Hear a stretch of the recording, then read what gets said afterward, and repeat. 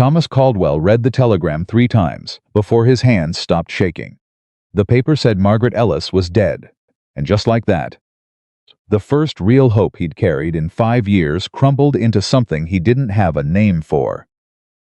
He folded it, pressed it flat against his chest, and stood there in the middle of the post office while the world kept moving around him like nothing had ended. If you're watching this story unfold, and it's already pulling at something in your chest, please subscribe to our channel and follow every part of this journey to the very end. And drop a comment telling us what city you're watching from. I want to see how far this story has traveled. Thomas Caldwell was not a man who asked for much. He had learned early in life that asking for things, really wanting them, with the kind of honest, open-handed wanting that left you exposed, was a dangerous habit for a man who lived alone in Wyoming, with no one to catch him when the wanting went unanswered. So he had trained himself out of it. He worked instead of wished. He moved instead of hoped. He fixed fences and rotated cattle and kept his books in order and went to sleep at a reasonable hour and rose before the sun. And if that life was quieter than most men could have tolerated, Thomas had convinced himself it was enough. It wasn't enough. He had known that for 2 years before he finally admitted it. His first wife, Catherine, had passed 5 years ago. A fever that moved too fast and gave them no real time to say anything that mattered. She was gone in 11 days, and Thomas had spent the following months doing what he always did, working, moving, surviving, until one evening he sat down at the kitchen table for supper and realized he had set 2 plates out of habit. He stared at the second plate for a long time. Then he put it away and didn't take it out again for 4 years. It wasn't grief that finally broke him open. It was dinner. He had been invited to eat at his neighbor Porter's house one October evening, and he'd sat across from Porter and his wife Eleanor and watched them do nothing extraordinary. They passed bread. They disagreed about whether it was going to snow early. Eleanor told a story about the youngest boy getting his boot stuck in the creek, and Porter laughed in the way men laugh when they are listening to someone they genuinely enjoy listening to. And Thomas had eaten his meal and said thank you and ridden home in the dark and sat in his kitchen and understood, for the first time with total clarity, that he was not at peace with being alone. He was just practiced at it, which was different. He wrote to the agency in March. He was careful about it. He was not a man who made careless decisions. And choosing to invite a stranger into his life and home and name was not something he was willing to do carelessly. He wrote out his situation plainly: the ranch, the land, the cattle, the quiet, and he wrote out what he was looking for with the same plainness. Because he didn't see the point in pretending to be something he wasn't. He wanted a partner, someone to share the work and the years. Someone who would choose Wyoming not out of desperation, but out of something that at least resembled purpose. He had expected nothing. Instead, he got Margaret Ellis. Her first letter arrived in April, and it was not what he expected. He had expected something careful and presentational. The kind of letter a woman writes when she is trying to make herself acceptable. What he got was a letter that read like she was thinking on paper. She asked about the land, not the size of it, but the feel of it.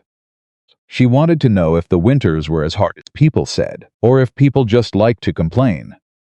She told him she'd been a seamstress in Philadelphia for 8 years, and that she was good at it, but that she had started to feel, somewhere around year 6, that she was making other people's lives more beautiful, while hers sat in a back room, waiting for her to come home.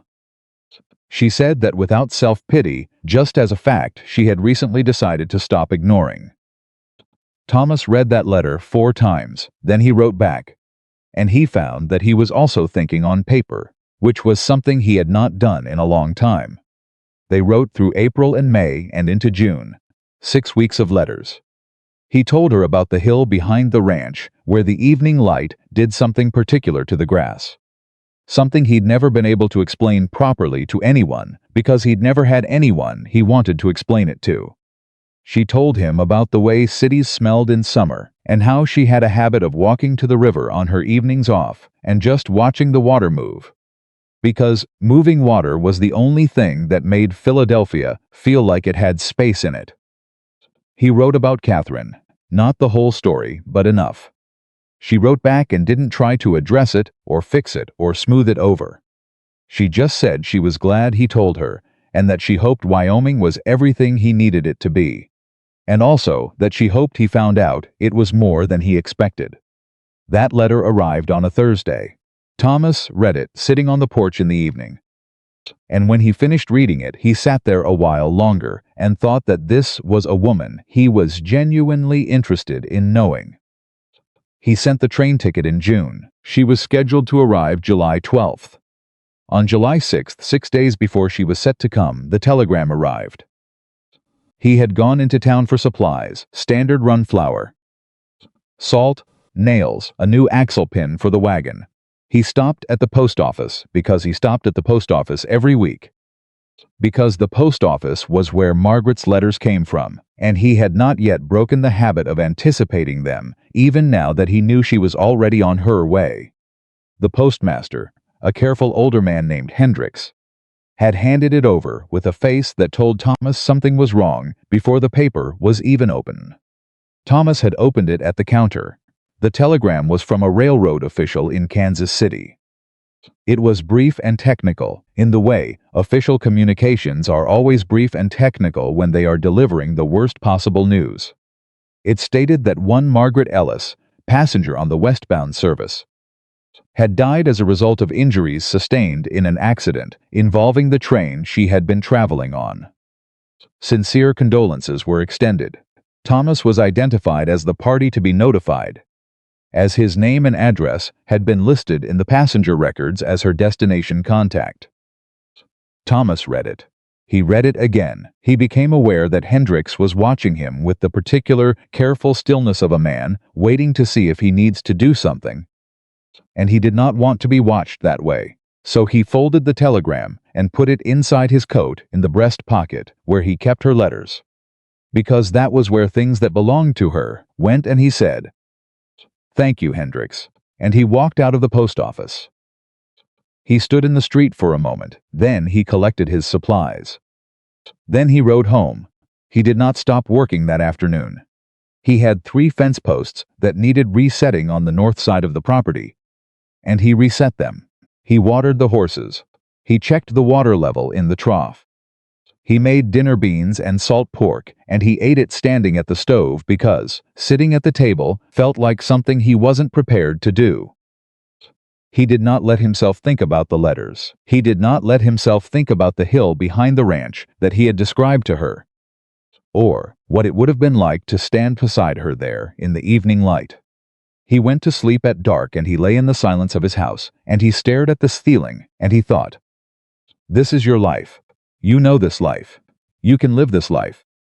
You have lived it before, and you can live it again." He believed it. He had no other choice but to believe it. He did not go back to town for 3 days. When he finally did, because the cattle needed the veterinarian's eye on a lame heifer, and he couldn't put it off any longer, he discovered that the town already knew. Hendricks hadn't gossiped, to be fair, but small towns in Wyoming in 1885 were places where information moved, the way water moved, finding every crack and filling it without being asked. Someone had mentioned it to someone, and that someone had mentioned it to someone else. And by the time Thomas rode in on the morning of July 9th, 3 days after the telegram, at least 4 people stopped to speak to him with that particular tone that people use when they are sorry, but also, in some private corner of themselves, grateful it isn't their bad news. Ray Dobson, who ran the hardware store, shook his hand and said the Lord worked in mysterious ways. Thomas nodded and thanked him and moved on.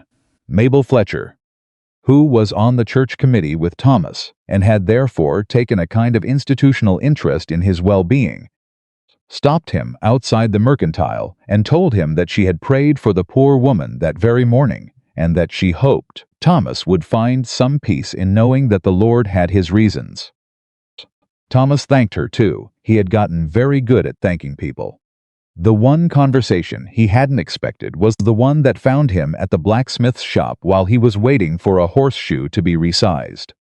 Amos Webb was maybe 15 years older than Thomas, and he had buried a wife and a son and come out the other side of those losses with a quietness that Thomas respected precisely because it didn't perform itself.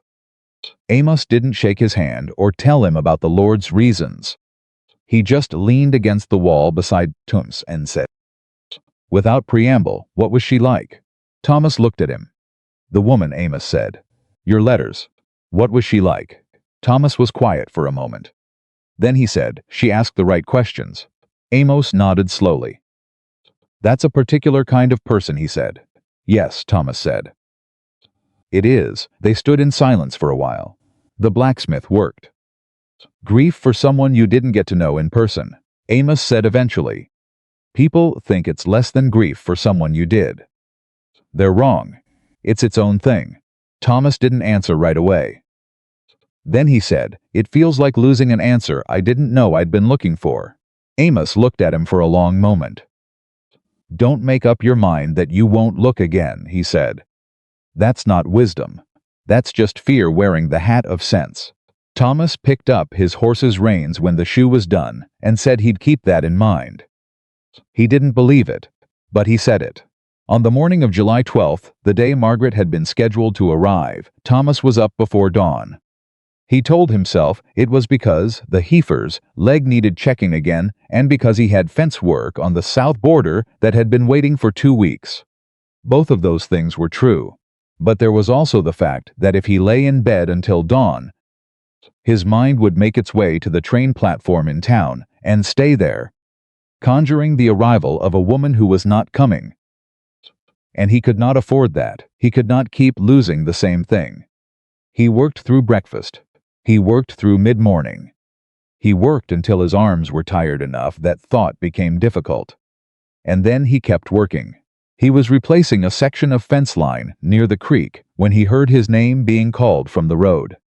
He turned to see young Billy Haas, who was 17 and worked occasional days for Thomas, riding hard up the track from town. Thomas watched him come without expression. "Mr. Caldwell."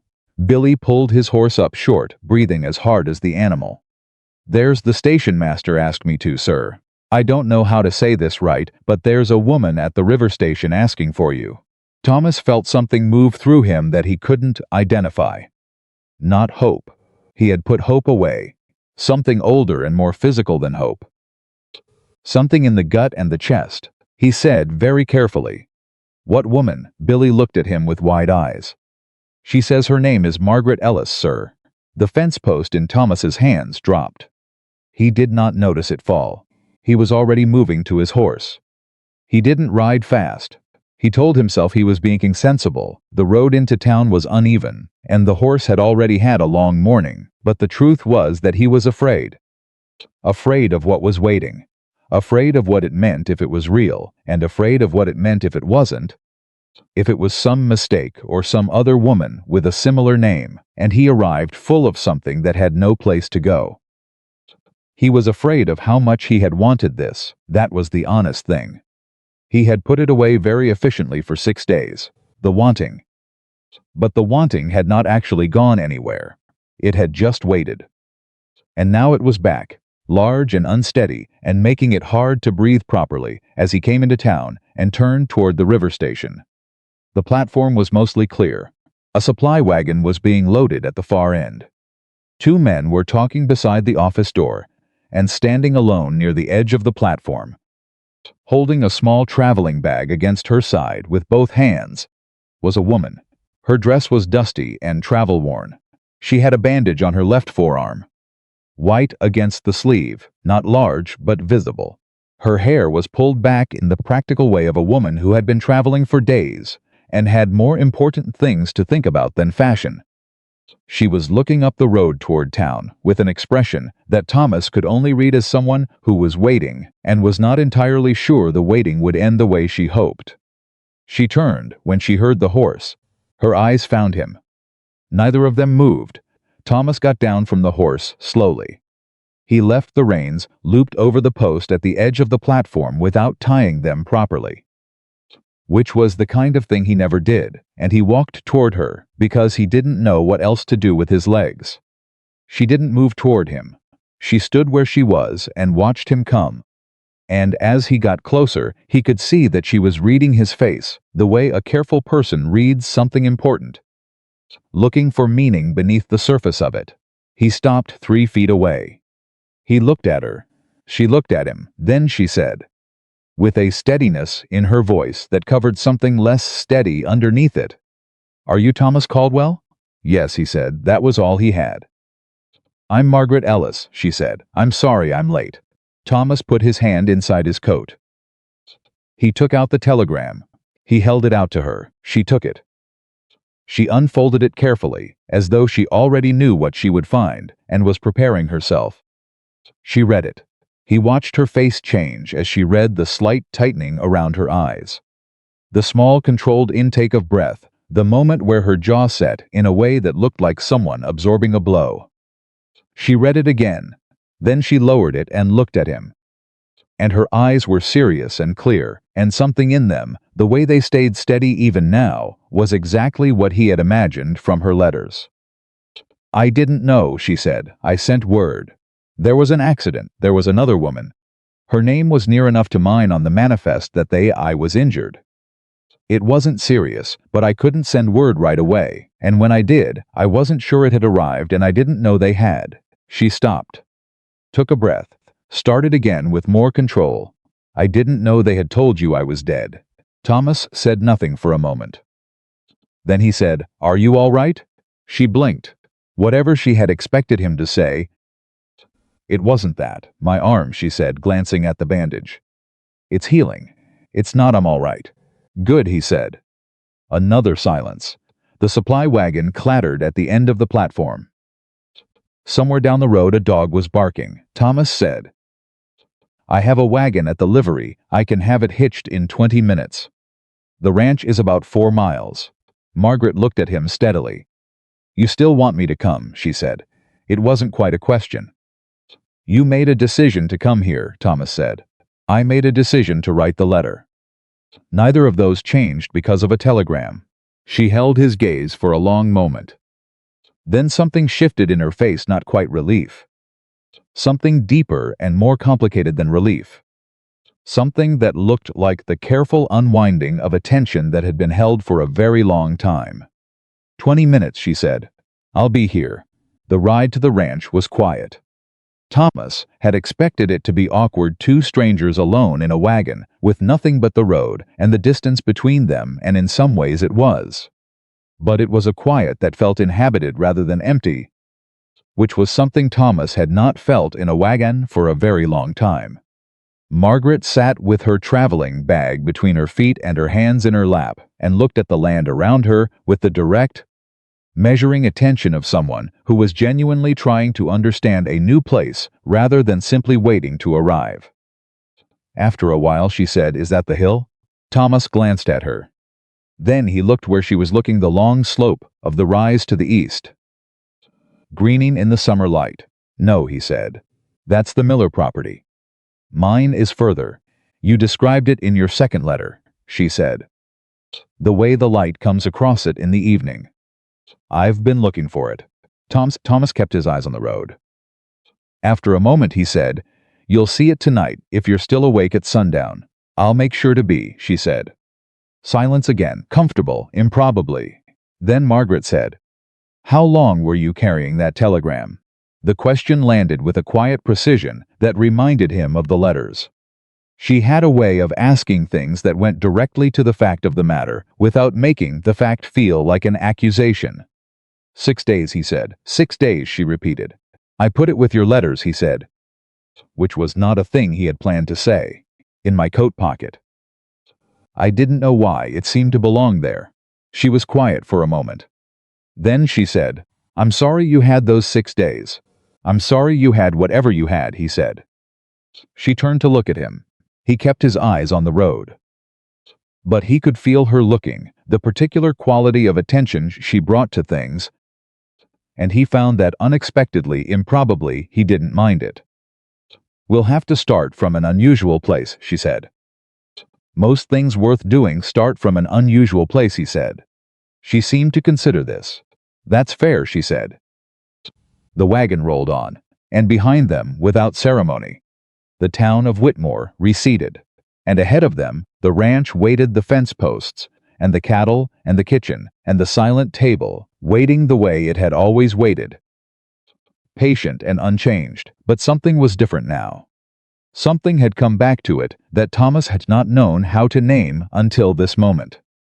The house was about to have someone in it. The first test came before they even reached the yard.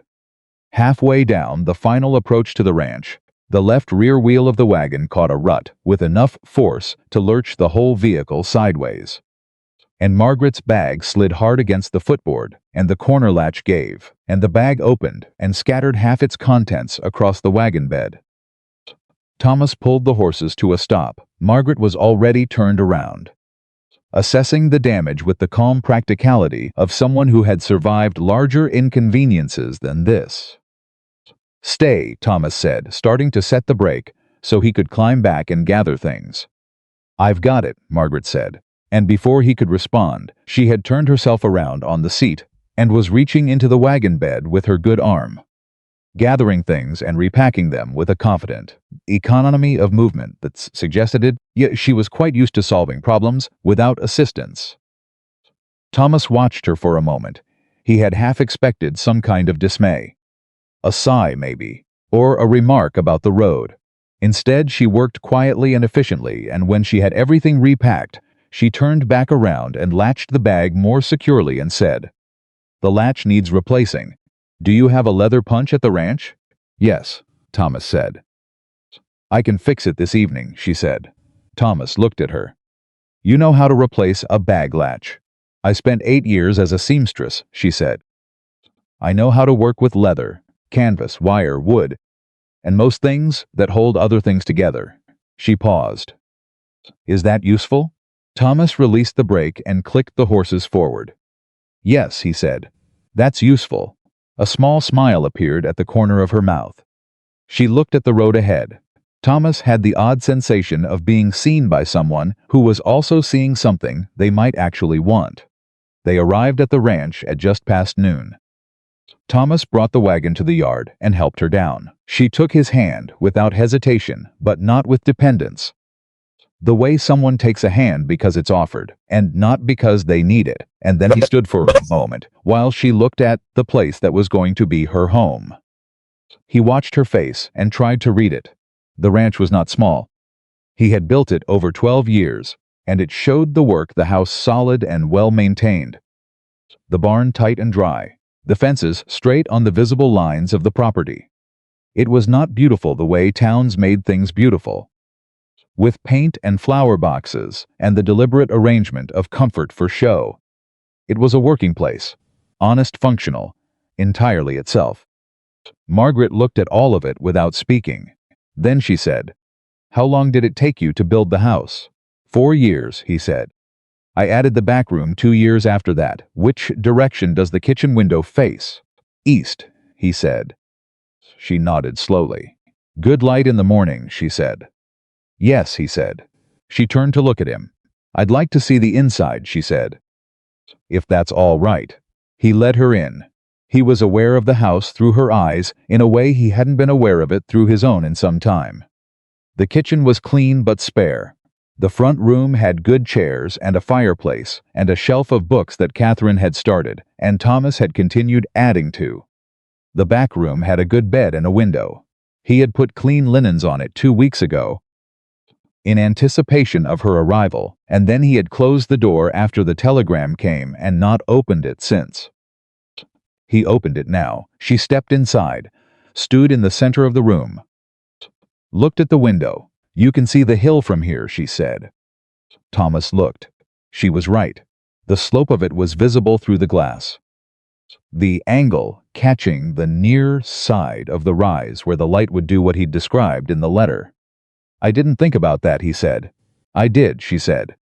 "When I read the letter, I thought if the kitchen faces east and the hill is behind the house, the bedroom would face it, if it was at the back." She paused. I was right. Thomas looked at her. You were right, he said.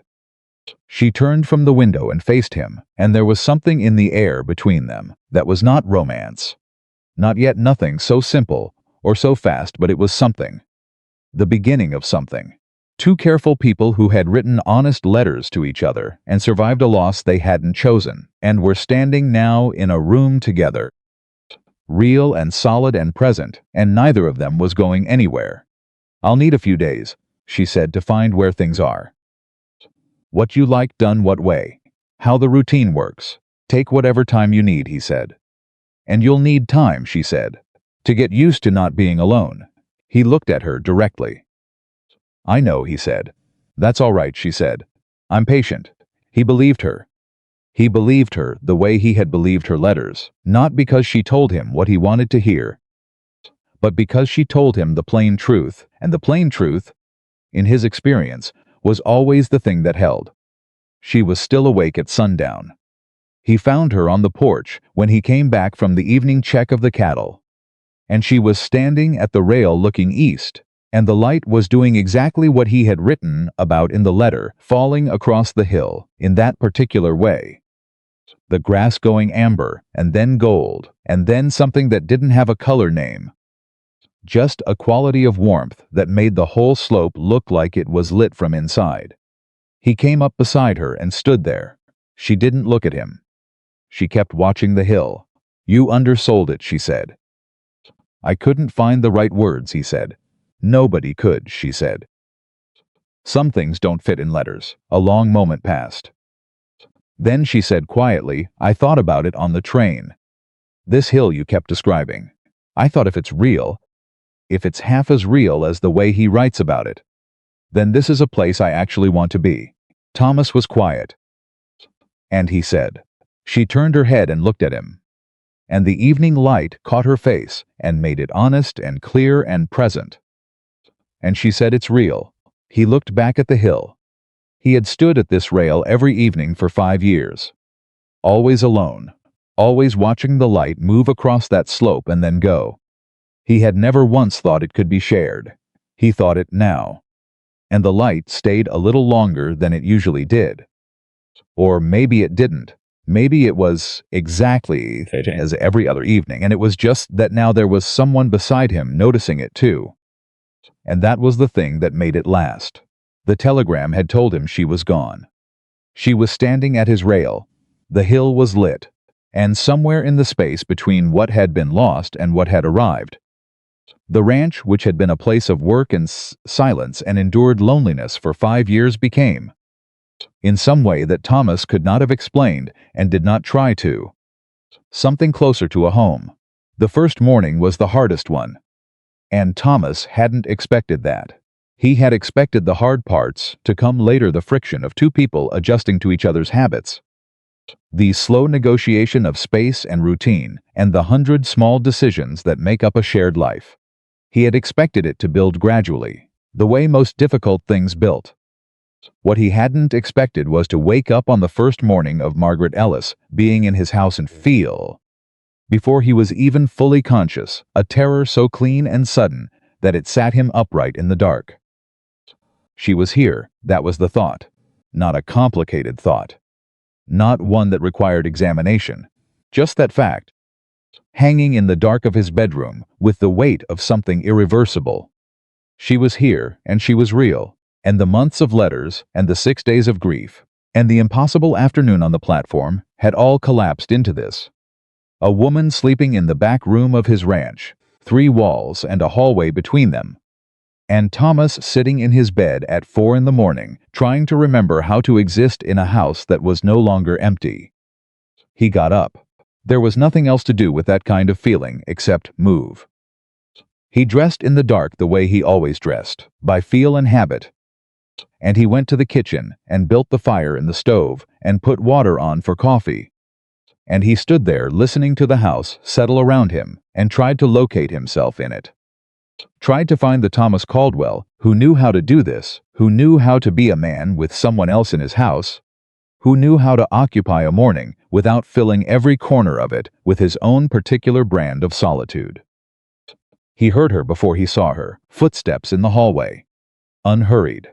Then the kitchen doorway darkened, and Margaret appeared, fully dressed, her hair already pinned back, her left arm held at the slight angle of someone being careful with a healing injury. She looked at him, and then at the stove, and then back at him, without any trace of surprise, as if she had expected to find him already up, and this confirmed something she already understood about him.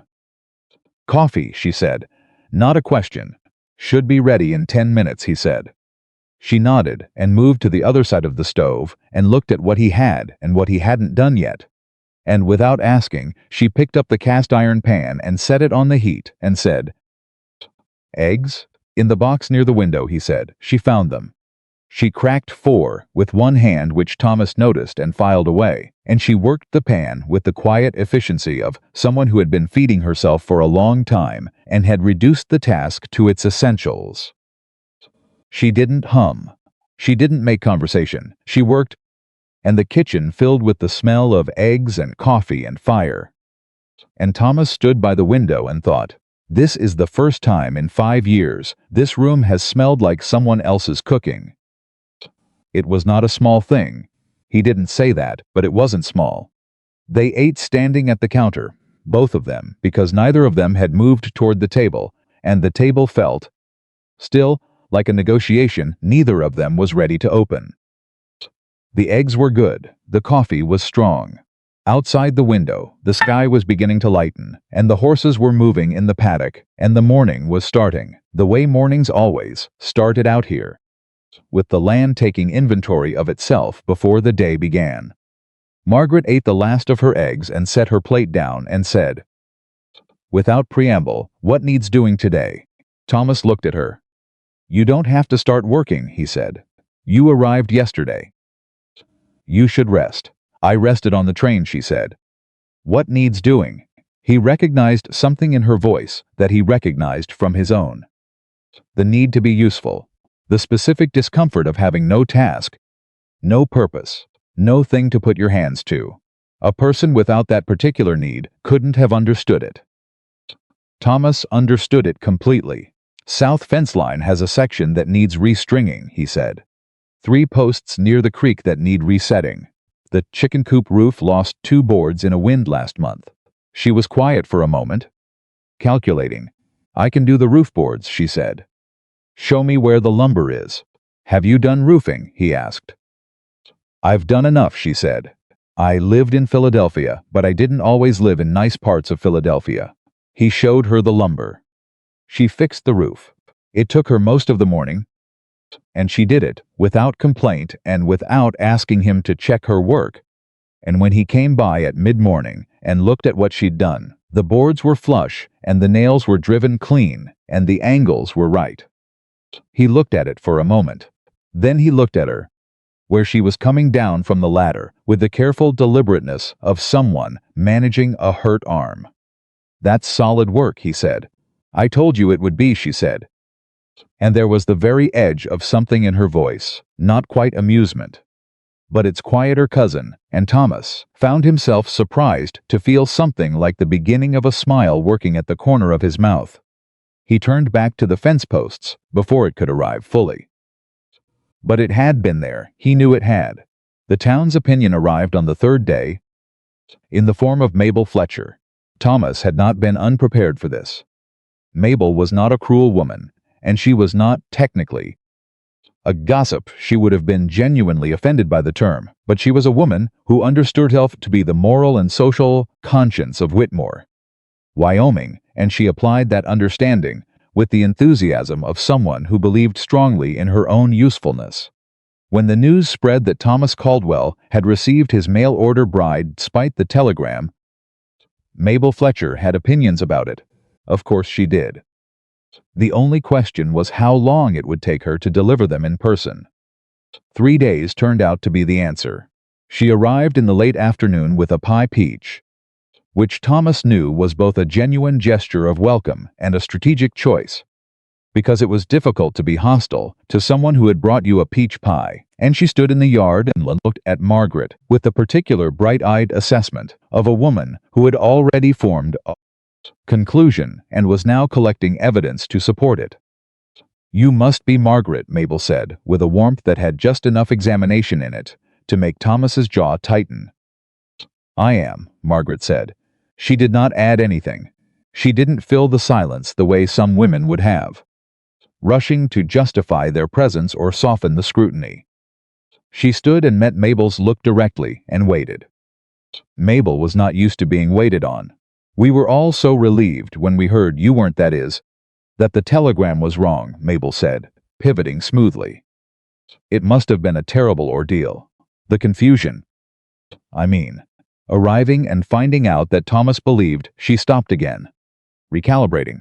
"Well, the Lord provides, He does," Margaret said, with a neutrality so precise it could have meant anything. Mabel glanced at Thomas. Thomas kept his face still. Mabel said, "Well, I thought you'd like a pie while you're getting settled." "Have you found the house to your liking?" "The house is well built," Margaret said. "Thomas did good work on it." Something shifted in Mabel's expression. She had expected either gratitude or defensiveness, and she'd gotten neither. She looked at Thomas again with a slightly different quality of attention. "I see," Mabel said. "Thank you for the pie," Margaret said. "Peach is Thomas's favorite, isn't it?" Thomas looked at her. He had never told her that. He hadn't known she knew. Mabel blinked. "Why, yes, I believe it is." "Then it was a thoughtful choice," Margaret said. "And we appreciate it." Mabel left 20 minutes later with the look of a woman who had come to render a verdict and found that the court had already adjourned without her. Thomas watched her go from the yard. Then he turned to find Margaret beside him, watching the road where Mabel's wagon had gone. "How did you know Peach was my favorite?" he said. Margaret glanced at him. "You mentioned peaches once. In your May letter. You said the tree on the south side of the property had a good year and you'd put up 6 jars of preserves." "Nobody puts up 6 jars of something they don't actually want." Thomas looked at her. She looked back at him, level and direct. "I read your letters carefully," she said. He hadn't expected that. He had written those letters carefully, the same way he did most things, and it hadn't occurred to him that someone else might read them with the same care. It should have. It was the logical thing. But logic and expectation were different animals. "I read yours carefully too," he said. "I know," she said. Simply, she went back inside to start dinner. Thomas stood in the yard for a moment longer and thought about a woman who had sat in Philadelphia reading his letters about fence work and evening light and a peach tree on the south side of the property and had filed those things away, not because she was performing attentiveness, but because she was genuinely paying attention, because those details mattered to her.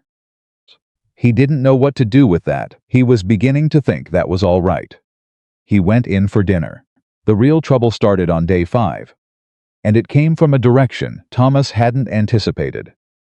His nearest neighbor to the north, if 6 miles counted as near, and in Wyoming it did, was a man named Gerald Cord.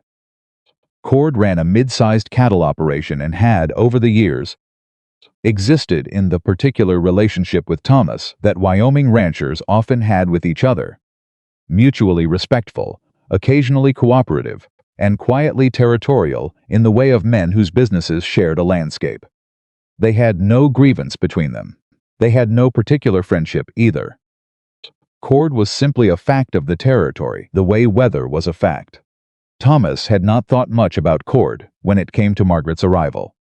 This turned out to be an oversight. Cord came riding in on the afternoon of the 5th day while Thomas was working the horses in the paddock.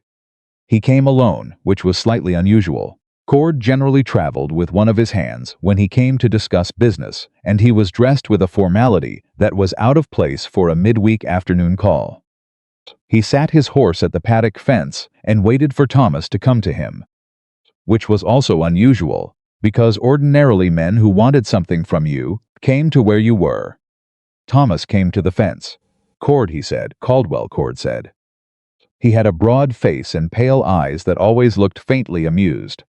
And today there was something underneath the amusement that Thomas couldn't read precisely, but that tightened something in his chest. "Heard your bride arrived after all." "She did," Thomas said. Heard there was some confusion about the telegram. Cord kept his voice pleasant. Some other woman with a similar name. That's right, Thomas said. Cord nodded slowly, looking at the middle distance like he was thinking something through. I ask because I want to be a neighborly man, he said. And a neighborly man doesn't let a friend make a significant decision without making sure that friend has the full information available to him. Thomas went very still. He had a specific kind of instinct developed over 12 years of running a ranch and dealing with weather and men and the occasional bad situation that told him when something was coming at him that was going to require him to hold himself very carefully. That instinct was speaking clearly right now. What information would that be? Thomas said. Cord reached into his coat and produced an envelope. He held it out. Thomas looked at it but didn't take it yet. I have a cousin in Kansas City, Cord said pleasantly. He works for the railroad office. When I heard about your situation, I wrote to him just as a matter of interest, to see if he could find out anything about what actually happened with the accident. He's thorough, my cousin. He extended the envelope a little further. You should read it. Thomas took the envelope. He opened it. He read it. His cousin's information was detailed. A passenger named Margaret Ellis had indeed been on the manifest. The accident had occurred as reported. But the record his cousin had found included a secondary note, an investigator's notion added, later indicating that a woman traveling under that name had been traveling without full documentation of identity, and that there was a discrepancy between the passenger records and the agency records, specifically regarding the declared origin and previous address of the passenger. Thomas read it again. The investigator's note did not say Margaret Ellis was fraudulent. It said the records were incomplete and that the discrepancy had been noted and set aside as a minor administrative irregularity. He folded the letter and looked at Cord.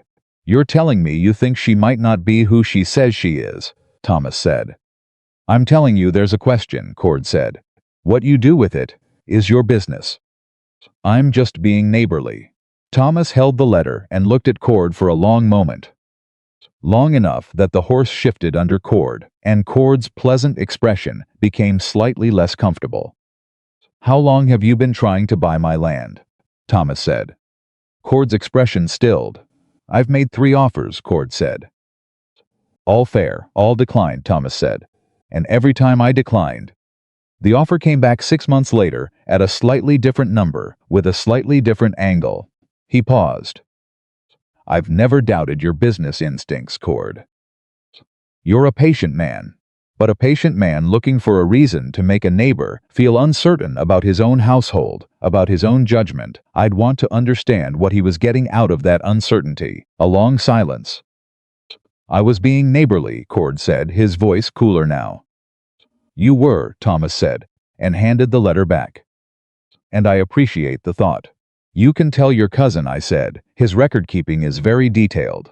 Cord took the letter. He looked at Thomas with the pale eyes that weren't amused anymore. You're sure, he said. I'm sure, Thomas said. Cord nodded once, turned his horse, and rode back the way he came. Thomas stood at the fence for a moment after he was gone. The instinct in his chest was still speaking, but its message had changed. It was no longer warning him about something coming. It was telling him to pay attention to something that was already here. He went inside. Margaret was at the kitchen table with a piece of paper and a pen, writing something. She looked up when he came in, reading his face the same way she'd read it on the platform, looking for what was underneath. Someone came, she said. My neighbor Cord. She waited. He had information, Thomas said, from a cousin in the railroad office. About your travel records. He kept his voice level and watched her face. The records showed a discrepancy. Your documentation of origin and previous address didn't match what the agency had. He watched her eyes. She didn't look away. She didn't flinch. But something moved behind her eyes, a calculation. Or something more complicated than a calculation. Something that looked like a decision being made. Ask me, she said. What? Ask me whatever you want to ask me, she said. Don't stand there, deciding what you believe. Ask me. Thomas pulled out the chair across from her and sat down. The address on your agency file was an address in Philadelphia, he said. Your letter to me said you'd been a seamstress there for 8 years. But your travel documents listed a different origin. She was quiet for 2 full seconds. Then she said, I was born in Ohio. I came to Philadelphia at 22. When I registered with the agency, I listed my Philadelphia address because that was where I lived, and I didn't think the details of where I came from mattered because the agency didn't ask for birthplace. She met his eyes steadily.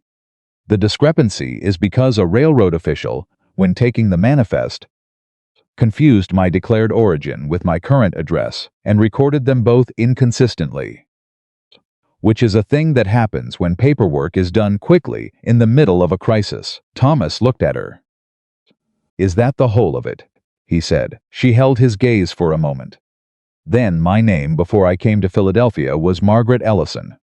I shortened it when I moved because my father's name carried history in Ohio that I didn't want to travel with me. I'm not hiding criminality. I'm not a fraud. I'm a woman who left a difficult place and changed one letter of her name and made a new life. She paused. If that matters to you, I understand. But it's the truth. Silence. Thomas looked at his hands, then back at her. Cord wants my land, he said. Yes, she said, I gathered that. He came here to put doubt in my head, Thomas said. About you. About my own judgment, probably, she said. Did it work? She asked after a moment. Thomas thought about the 6 days with the telegram in his coat pocket. He thought about the platform, and the way she'd read that telegram and understood it immediately and hadn't performed shock or indignation. He thought about 4 cracked eggs in one hand and a fixed chicken coop roof and the specific precision with which she'd handled Mabel Fletcher and the fact that she knew about the peach preserves. He thought about what Amos Webbs had said at the blacksmith shop. Grief for someone you didn't get to know in person. People think it's less. They're wrong. He had known something about Margaret Ellis from 6 weeks of honest letters. He had known something more in 5 days of living at close range. And what he knew was not the profile of a woman who was deceiving him. What he knew was the profile of a woman who had been very careful about protecting herself, for reasons she just explained honestly when he'd asked her directly. No, Thomas said. It didn't work. Something released in her face. Not relief, she was too controlled for relief to show that simply. But a loosening. A fraction less of the held-together quality she carried, as if one small layer of armor had been set down. Good, she said. Margaret Ellison, he said. She looked at him. It's a fine name, he said. Ellis is also a fine name. You can be whoever you need to be here. She looked at him for a long moment. And the evening light was coming through the kitchen window, east-facing. Morning light, which meant they'd been sitting at this table longer than either of them had realized. And her face in that light was clear and tired and honest and present. Thomas, she said. Thank you. He nodded once. Then he said, You want more coffee? Yes, she said. I do. He got up and put the pot on, and behind him he heard her pick up her pen and go back to whatever she'd been writing. And the kitchen settled into its working quiet, and outside the window the evening was doing what it always did. Light moving across the hill, amber going to gold. And neither of them mentioned it, but both of them knew it was there. 6 days after Margaret arrived, she found the box. It was not hidden. Thomas had not put it anywhere with the intention of concealing it. He wasn't a man who hid things, but he also had not thought about where it was or what it was doing in his house, because it had been in the same place for 3 years, and things that stay in one place long enough become invisible. It was a wooden box, medium-sized, on the shelf in the front room above the secondary row of books. Pale wood, good joints. A simple latch. It had Catherine's name on a small card inside the lid. Margaret found it because she was dusting the shelf she had taken over the front room, dusting without asking, which Thomas had noticed and not commented on, and she had moved it to reach the shelf surface behind it and then replaced it carefully and said nothing. But Thomas came into the front room that evening, and saw that the box had been moved slightly from its original position, and he stood looking at it for a moment. And when he turned around, Margaret was in the doorway. She said, "I moved it to dust the shelf. I put it back." "I know," he said. Silence. "Her name was Catherine," he said. "Yes," Margaret said quietly. "You mentioned her in your letters. She was a good woman," Thomas said. "I don't say that, because it's what you say about the dead. I say it because it's true." "I believe you," Margaret said. He looked at the box and then away from it. "I don't expect you to feel anything particular way about that box," he said. "It's mine, and it stays where it is, and it doesn't have anything to do with you being here." "I know that," she said. "I just wanted to say it plainly," he said. She came into the room and sat down in one of the chairs. Not the chair across from his. She had noticed, without being told, which chair was his, but the other one, the one by the window that had never had a regular occupant. "Can I ask you something?" "Yes," he said. "When you wrote to the agency," she said, "were you worried that someone would think you were trying to replace her?" Thomas sat down. He thought about the question honestly, the way she had earned him doing. "Yes," he said, "I was worried about that, about what it said about me. Whether it meant I was." He stopped. "Whether it meant I hadn't valued what I'd had." "It doesn't," she said. "I know that," he said now. "I think I knew it then, too. But knowing and feeling are different." "They always are," she said. He looked at her across the room, two people in chairs on either side of a fireplace that wasn't lit because it was summer and the evening was warm, and thought that they had slid, without noticing it, into a conversation that was more honest than most conversations he'd had in 5 years. Possibly more honest than most conversations he'd had in longer. "She would have liked you," he said. "Catherine." She had no patience for soft answers. Margaret was quiet for a moment. "I'm sorry you lost her," she said. "Not because you need me to say it, but because I mean it." "I know," he said. They sat in the quiet room. Outside, someone's dog was barking at nothing in particular. Somewhere, on the property, a horse shifted in the paddock. The house held them, the way a house holds the people inside it, when it has decided to become something more than wood and nails and windows, when it has decided, with the patient intelligence of structures that have stood through enough seasons, that the people inside it are worth keeping warm. It was not yet love. It was too new, and too cautious, and too full of both of their histories, to be named that simply. But it was something, the beginning of something that had no shortcuts, that could only be built the way Thomas had built the house, day by day, joint by joint, with the kind of care that produces things that last. Thomas looked at the box with Catherine's name on it. Then he looked at Margaret in the chair by the window. He thought, "You can honor what was without refusing what is." He had read that once, somewhere. He hadn't understood it then. He thought he was beginning to understand it now. He said, "I'll start a fire. It gets cool in the evenings, even in July," she said. "I'll get the wood," he said. "I'll get it," she said. "We'll both get it." And they did. The second time Cord came, he didn't come alone. It was a Tuesday morning, 10 days after Margaret had arrived. And Thomas was in the barn working on the harness, when he heard hooves on the road, not one horse but two. Maybe three, moving at the deliberate pace of men who had decided they weren't in a hurry because they didn't need to be. He put down the harness and came out of the barn and found Cord dismounting in the yard with two men behind him. One of them Thomas recognized as Cord's foreman, a thick-shouldered man named Doyle who had worked for Cord as long as Thomas could remember. The other man was a stranger. He was dressed better than the other two, in the particular way of men whose clothes are expensive without being flashy, and he carried himself with the specific stillness of someone who is always calculating something. Thomas stood in the yard and waited. "Morning, Caldwell," with the pleasantness back in his voice, as if the previous conversation hadn't ended the way it had. "This is Mr. Leland. He's a land assessor out of Cheyenne. Works with several of the larger operations in the territory." Thomas looked at the man named Leland. Leland nodded once, with the minimal courtesy of a man who considers his time valuable. I didn't ask for an assessment, Thomas said. No, Cord agreed. But the county surveyor's office is updating the territorial maps. And Mr. Leland's been contracted to verify boundary lines across several properties in this section. It's routine work. He'll need to walk your north fence line. Cord paused. Pleasant as anything. It's a county matter, Caldwell. Shouldn't take more than an hour. Thomas looked at Cord for a long moment.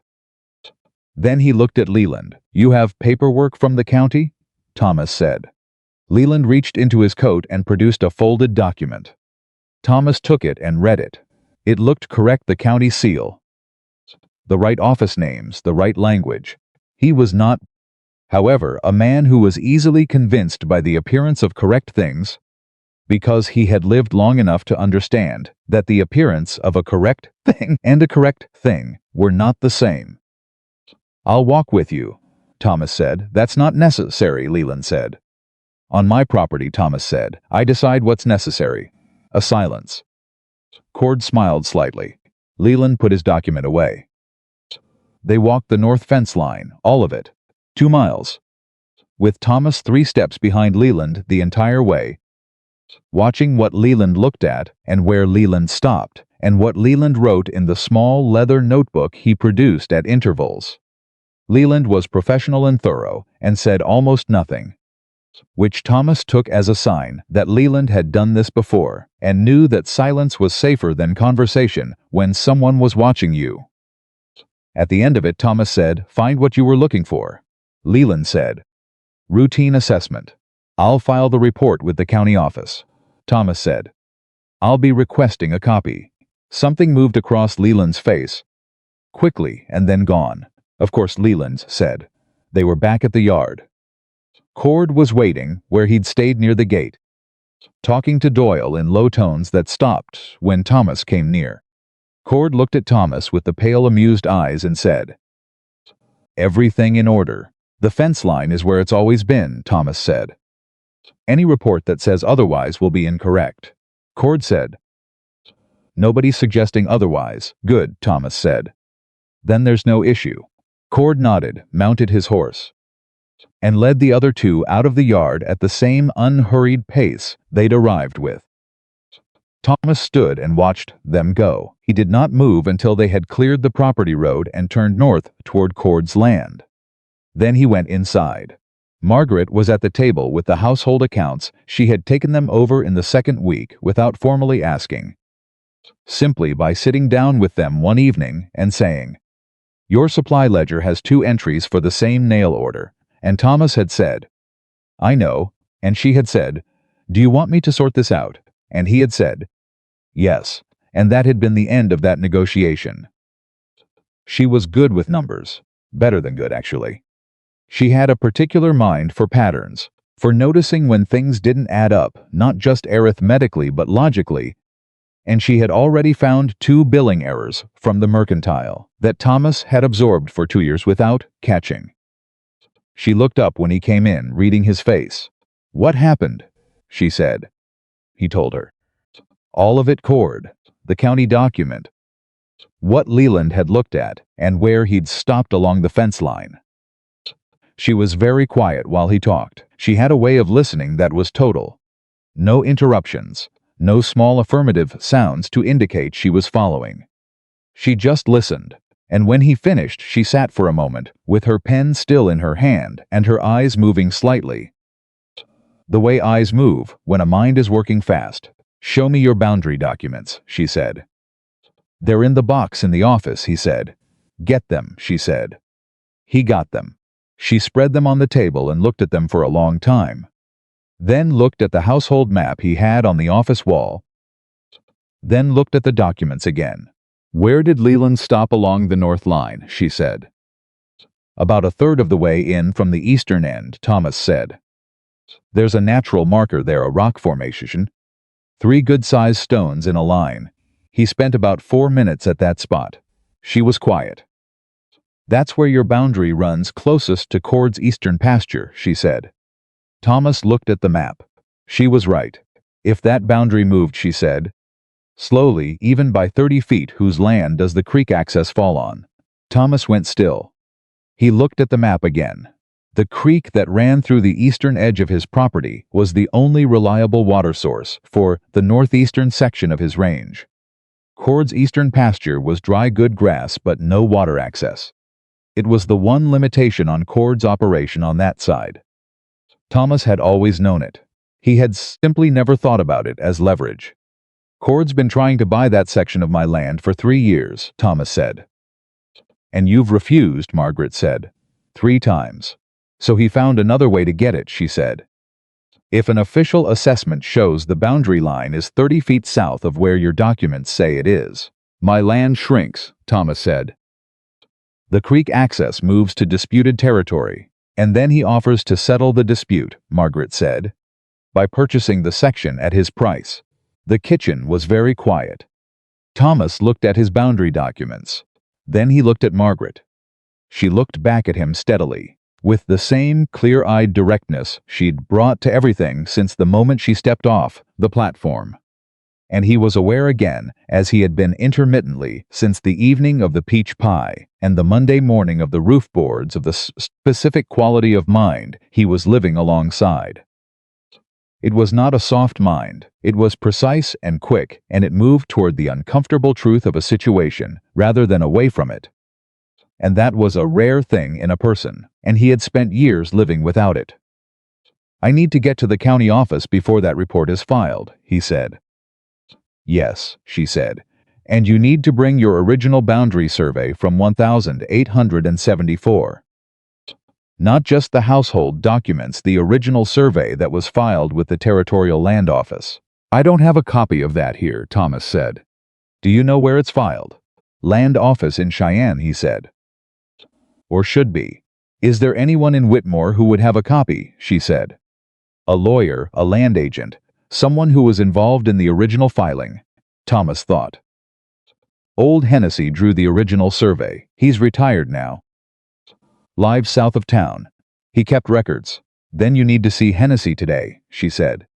She was already folding the household documents back into their order, clearing the table, moving with the particular purposefulness of a person who has identified a problem and is now in the business of solving it. Thomas watched her for a moment. You know land law, he said. I know enough, she said. In Philadelphia, I worked 2 years for a man who handled property disputes. I kept his books and filed his documents, and I paid attention. She paused. Briefly. I always paid attention. He believed it. He was at Hennessy's house within the hour. Hennessy was 73 and had survived 3 Wyoming winters with the aid of a wood stove, 2 good dogs, and a general conviction that dying would be an inconvenient interruption to his reading. He was sharp, sharper than men half his age, and he had a memory for survey records that Thomas suspected was more reliable than the actual filed documents. He listened to Thomas with his eyes half closed and his hands wrapped around a coffee cup, and when Thomas finished, he said, without opening his eyes further, Gerald Cord.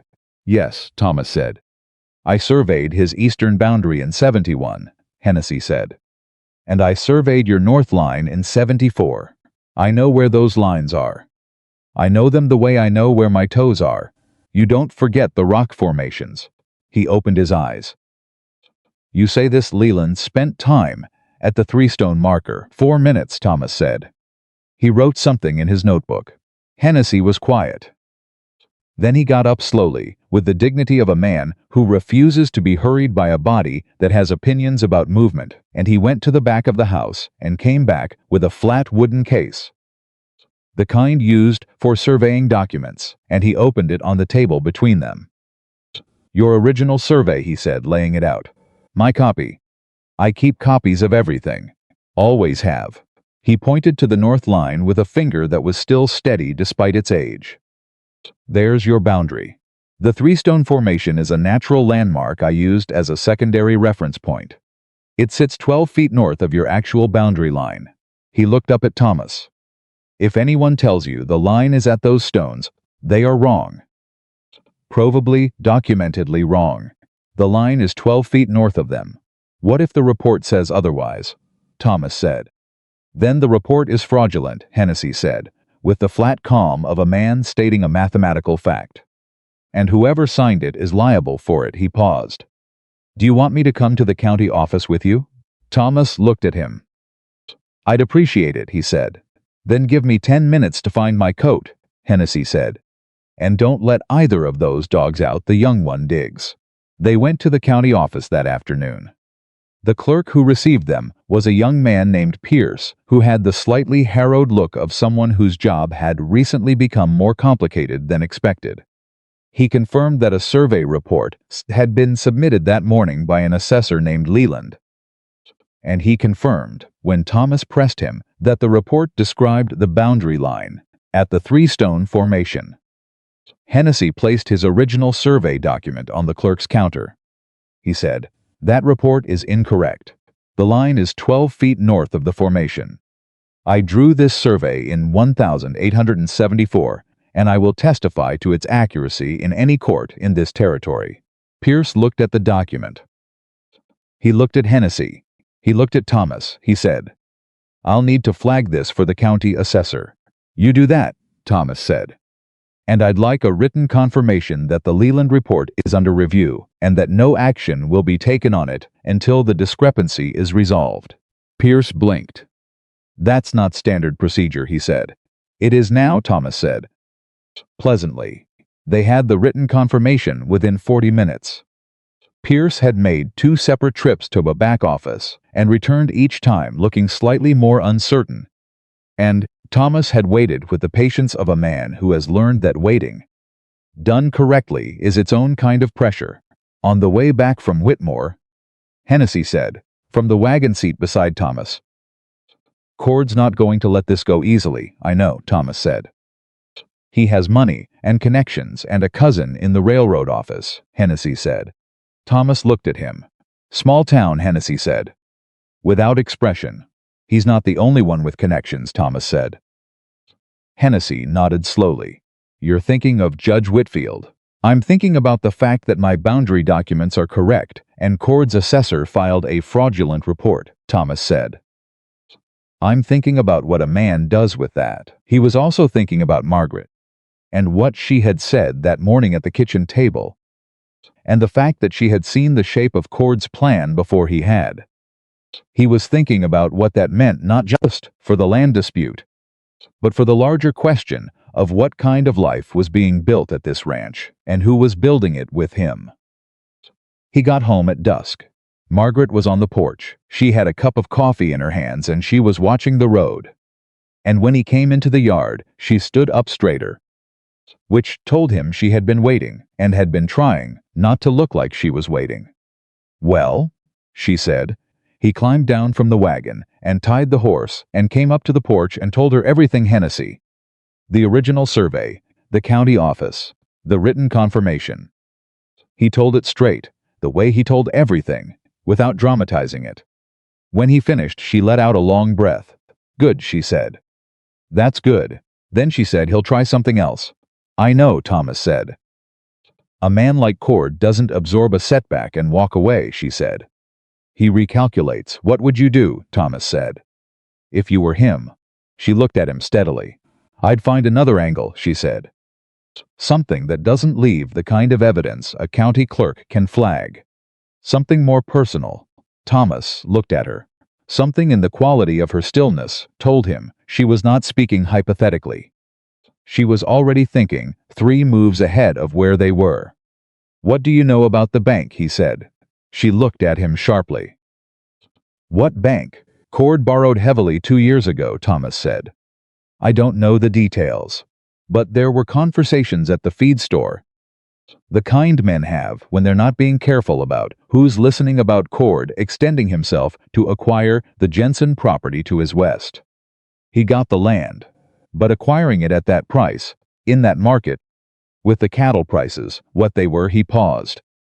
A man in that position needs his eastern range to be productive. And his eastern range has no water." The silence stretched. Margaret said slowly, "If Cord doesn't solve his water problem, he can't service his loan."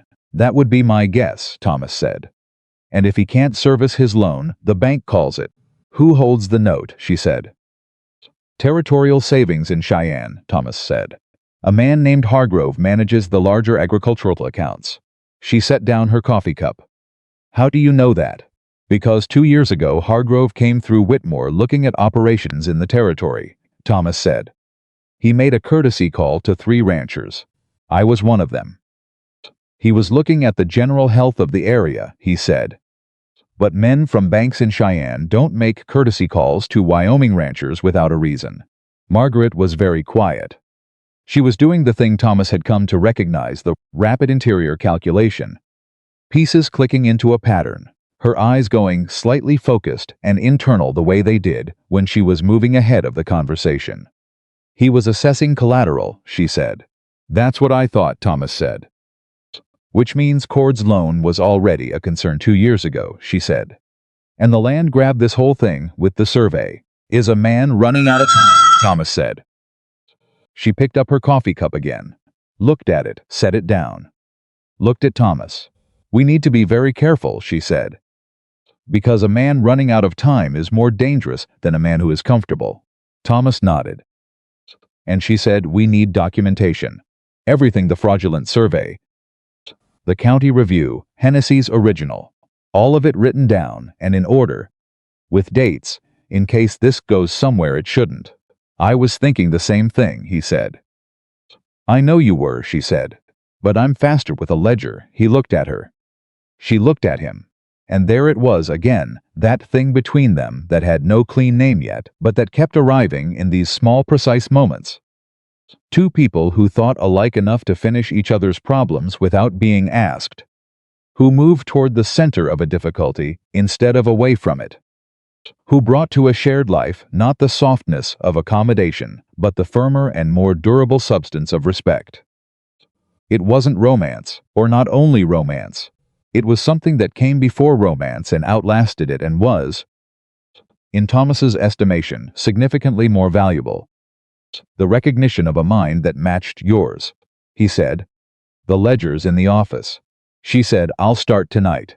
She started that night, and she worked for 3 hours, setting out the entire sequence of events: Cord's first visit, the letter from his cousin, Leland's arrival, the north fence walk, the county report, Hennessy's survey, the written confirmation with dates and names and precise language, organized in the clean linear structure of someone who had spent years making sure things were findable when they needed to be found. Thomas came to check on her at 9 o'clock and found her still at the table, surrounded by his property documents and her own notes, working with the focused quiet of a person deep in useful work. He looked at the pages she had completed. He said, You should be asleep, she said. So should you, he said. I've been running this ranch alone for 5 years. I know how late I can work, she said, without looking up. And I've been managing myself alone for longer than that. I know how late I can work. He stood there for a moment. Then he got himself a cup of coffee and sat down at the other end of the table and read through the documents she'd already organized, checking them against his memory of events, and when he found a detail she'd missed, he told her. And when she found a detail she needed confirmed, she asked him. And they worked like that for another hour, 2 people at a table in lamplight, building something careful and necessary together. At 10:30, she set her pen down and stretched her right hand and looked at what they had and said, That's a solid record, he said. If Cord tries anything else, she said. We have this and Hennessy, Thomas said. And Hennessy, she agreed. A pause. Then she said quietly, not as a complaint but as a plain statement of fact. I didn't come here for this. Thomas looked at her. I know, he said. I came here to build something, she said. A life, ordinary work. Not, she gestured at the documents. Not to fight for the ground under us, before we've had a chance to stand on it properly. I know, he said again. She looked at him, and her face in the lamplight was tired but not defeated, the tiredness of someone who has done hard work. Not the tiredness of someone who has been beaten. Are you sorry you came? He said.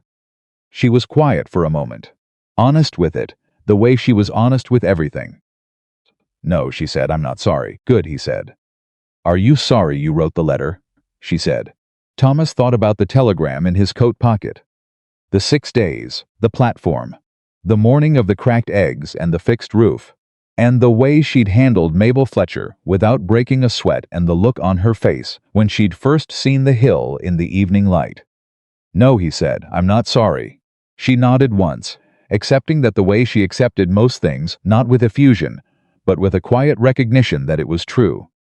She gathered the documents into their proper order and stood up. "We should sleep," she said. "Whatever Cord does next, it'll come in the morning. Things like this always come in the morning." She was right. It came the next morning. It came in the form of a rider from town. Not Cord's man, but a neutral party, the postal rider. Young Billy Haas again, arriving before breakfast with a letter and an expression of someone who is being used as a messenger and is not entirely comfortable with the message. Thomas opened the letter at the door. It was from a lawyer in Cheyenne named Aldridge, representing Gerald Cord, informing Thomas that Mr. Cord intended to file a formal property dispute regarding the north boundary line of the Caldwell Ranch, citing the recent county assessment as evidence of a discrepancy requiring legal resolution. The letter was professional and correct in its language, and entirely devoid of any acknowledgement that the assessment it cited was currently under county review for fraud. Thomas read it twice. Then he handed it to Margaret, who was standing in the doorway behind him. She read it. He watched her face.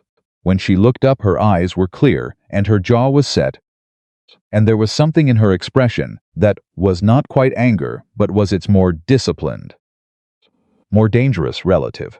She said, "He filed before we expected." "Yes," Thomas said. "Which means he either knew we went to the county office," she said, "or he already had this letter prepared before Leland even walked your fence line." The implication landed between them like something physical. If the letter was already prepared, if Aldridge had already drafted the dispute before the assessment was even filed, then this was not an opportunistic land grab. This was a planned sequence of events, a trap that had been built while Thomas was still grieving a woman who wasn't dead. Thomas looked at Billy, who was still waiting with the uncomfortable patience of someone hoping to be dismissed. "Thank you, Billy," Thomas said. "Tell anyone who asks that I received it." Billy nodded and left, visibly relieved. Thomas looked at Margaret. She looked at Thomas. She said, "We need a lawyer." "I know a judge," he said. "Better," she said. He went for his coat. She went for her ledger. And outside the window, the morning was doing what mornings did, coming on bright, and without apology, indifferent to the specific human trouble. It was illuminating. But inside the kitchen of the ranch that was starting to feel like a home, with the documents in order and the record fin clear, and two people who had each, separately and then together, survived worse things than Gerald Cord, there was something solid. Something built. Something that a fraudulent survey and a lawyer's letter and a patient man with pale amused eyes could push against and not move. Thomas had built the house in 4 years, solid joints, good timber, work that held. He was beginning to think he knew how to build other things that held, too. Judge Whitfield had a reputation in Whitmore that people described differently depending on how they felt about the law. Those who had won their cases before him said he was fair. Those who had lost said he was stubborn. Thomas had dealt with him twice in 12 years, once over a water rights question with a previous neighbor, once over a contract dispute with a cattle buyer, and his assessment was simpler than either camp's. Whitfield was a man who believed that the paperwork either said what it said or it didn't, and sentiment had no business in a courtroom. That was exactly the kind of man Thomas needed right now. He rode to town that morning, while Margaret stayed at the ranch, with the ledger and the documents and a list of every date and detail Thomas had told her from memory. She had made him recite the entire sequence of events twice before he left, stopping him at intervals to check his account against the written record, the way a lawyer might prepare a witness. Thomas had not commented on this. It was useful, and they both knew it. Judge Whitfield's office was above the land surveyor's office, which Thomas had always thought was either an accident of geography or the most efficient arrangement in the territory. He went up the stairs and knocked and was told to come in. Whitfield was behind his desk with his reading glasses on and a stack of documents in front of him that suggested he had been in the middle of something. He looked at Thomas over the glasses, the way a man looks at someone who has arrived during something important, but whose on-arrival was more important still. "Caldwell," he said. "Sit down, I heard you were coming." Thomas sat. "Who told you?" "Pierce at the county clerk's office," Whitfield said. "He flagged the Leland assessment to me yesterday afternoon after you left. I was going to send for you this morning." Thomas put Aldridge's letter on the desk. Whitfield read it. His expression did not change in any dramatic way. But something behind his eyes went flat and deliberate, the way the surface of a river goes flat before it narrows. "He filed this before the county review was resolved," Whitfield said. "That was my understanding," Thomas said. "That means he filed a legal dispute based on evidence that is currently flagged as potentially fraudulent." Whitfield set the letter down precisely. "That's either very confident or very foolish, or he doesn't think the review will matter," Thomas said. "Because he thinks he controls what the review finds." Whitfield looked at him. "You have Hennessy's original survey," Thomas said. "Pierce told me." Whitfield took off his reading glasses. "And you have a documented record of events?" "My wife compiled it last night," Thomas said. The word came out before he'd finished deciding to say it, wife, and it was the first time he'd used it. And he was aware of that fact, in the same quiet but significant way he was aware of most things that mattered. He didn't correct himself. It was the right word. Dates, names, sequence of events. The first time Cord came. The railroad letter. Leland's visit. The county office. Everything. Whitfield was quiet for a moment, and Thomas thought he saw something in the judge's face that was not purely professional, a small thing. Careful and genuine. "Your wife," Whitfield said. "Margaret," Thomas said. "She has a background in property documentation. She knows what's relevant." "Good," Whitfield said. Simply. He picked up Aldridge's letter again and looked at it with the focused attention of a man cataloging its weaknesses. Aldridge is competent but not subtle. He shouldn't have filed before the review was closed. That was impatient, he paused. Or he was told to file quickly. Before you could build a record. They expected me to come to the county office. After the fact, Thomas said. "Not the same day, your wife's idea?" Whitfield said. "Yes," Thomas said. Whitfield nodded slowly. "Then here is what you're going to do," he said. And his voice had shifted from considering to directing, which meant the analysis was done and the decision was made. "You're going to file a counter-response to Aldridge's dispute, citing the county review and attaching Hennessy's original survey as primary documentation. I will personally ensure the review is expedited and that the Leland report is examined by a second assessor, one contracted by this office, not by Cord. That examination will take 10 days. During those 10 days, the property dispute is legally suspended. Nothing moves. Nothing is filed further. No actions are taken against your north boundary. And after 10 days, Thomas said, if the second assessment confirms Hennessy's line, which it will, because Hennessy's surveys do not contain errors, they never have, Cord's dispute collapses, and Aldridge's filing based on a fraudulent report becomes a matter for a different kind of inquiry. Thomas looked at him steadily. What kind of inquiry? The kind, Whitfield said. Very carefully, that asks what Gerald Cord knew about the Leland report before it was filed, and when he knew it, and what instructions he may have given to a county-contracted assessor regarding the contents of an official document. The room was very quiet. Thomas said, "That's a serious charge." "It's a serious situation," Whitfield said. "A man who fabricates a survey to steal his neighbor's water access is not making a business decision. He's committing fraud against the territorial land system. I take that personally." He put his glasses back on and picked up a fresh sheet of paper. "Now, give me the names and dates and I'll draft the counter-response." Thomas gave him the names and dates. All of them.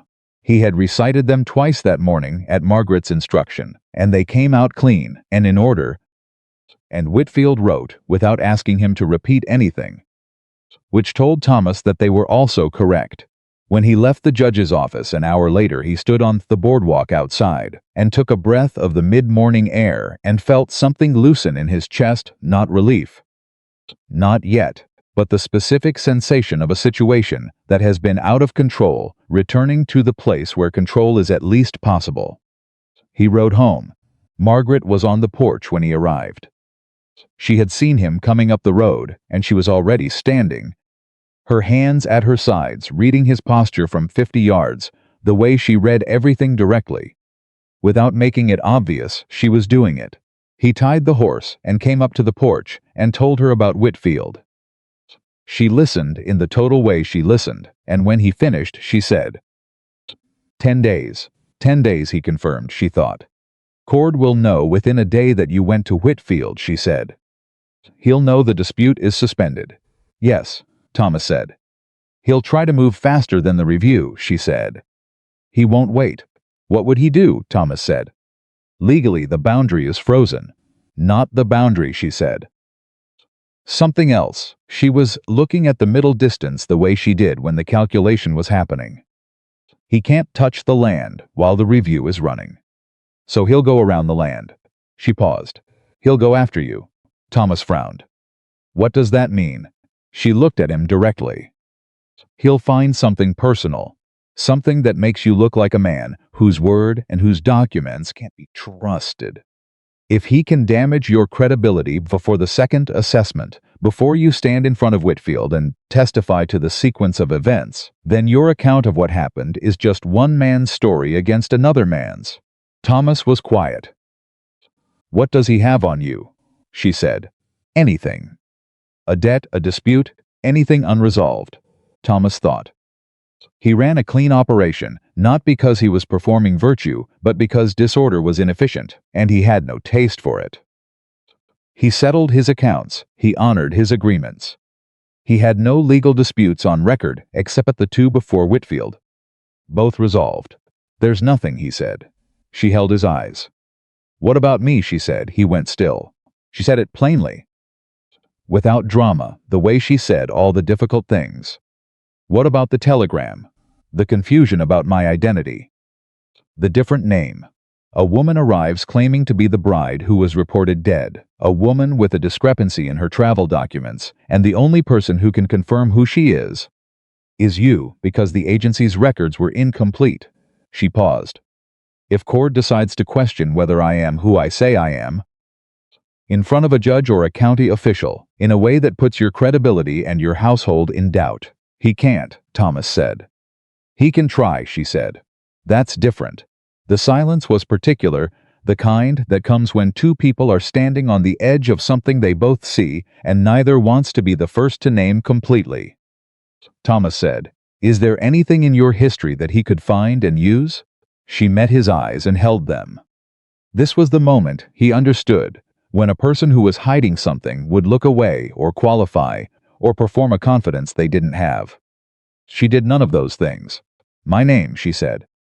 And the address discrepancy, which I've already told you about and which is administrative. Not criminal. That's everything. She paused. But Cord doesn't need the truth to make trouble. He just needs enough of a question to slow things down and damage your standing with Whitfield. Whitfield is not a man who is moved by accusations without evidence, Thomas said. No, she said, but a question in the right ear at the right moment. Even without evidence, it changes the temperature of a room. You know that. He did know that. What do we do? He said. We get ahead of it, she said. We don't wait for him to raise the question. We answer it before he asks it. She looked at him steadily. I need to write to the agency in Philadelphia. I need the original correspondence, mine, and theirs confirmed and sealed. I need documentation of who I am from sources that precede this situation. And I need to contact someone in Ohio who can confirm Margaret Ellison is the same person as Margaret Ellis. She paused.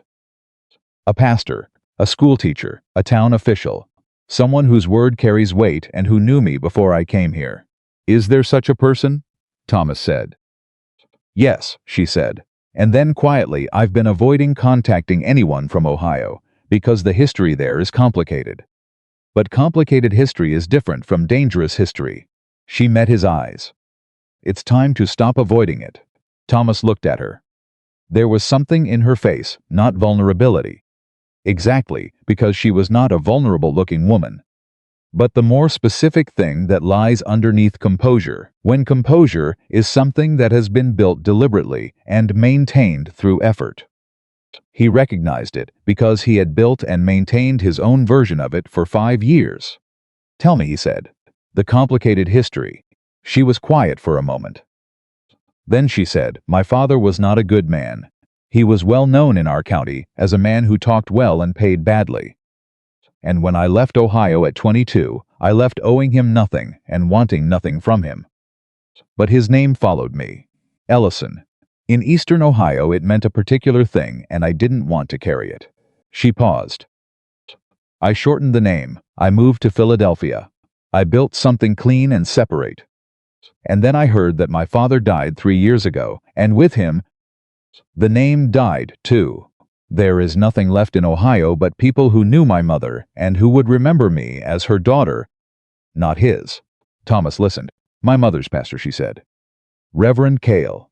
He married my parents, and he buried my mother, and he wrote to me every Christmas until my father made it impossible for him to. And after my father died, he wrote again. I have his most recent letter. She paused. He would confirm who I am. He would do it in writing and under oath and without hesitation. Then write to him, Thomas said. She nodded. Today, he said. Today, she agreed. She wrote 2 letters that afternoon, one to the agency in Philadelphia, requesting the sealed original correspondence, and one to Reverend Cale in Morrow County, Ohio, explaining the situation plainly and asking for a letter of confirmation. Both letters went out on the Evening Post rider. Thomas watched her write them. He did not read them over her shoulder. That was not something he would do, but he watched her hands moving and the particular efficiency of her writing.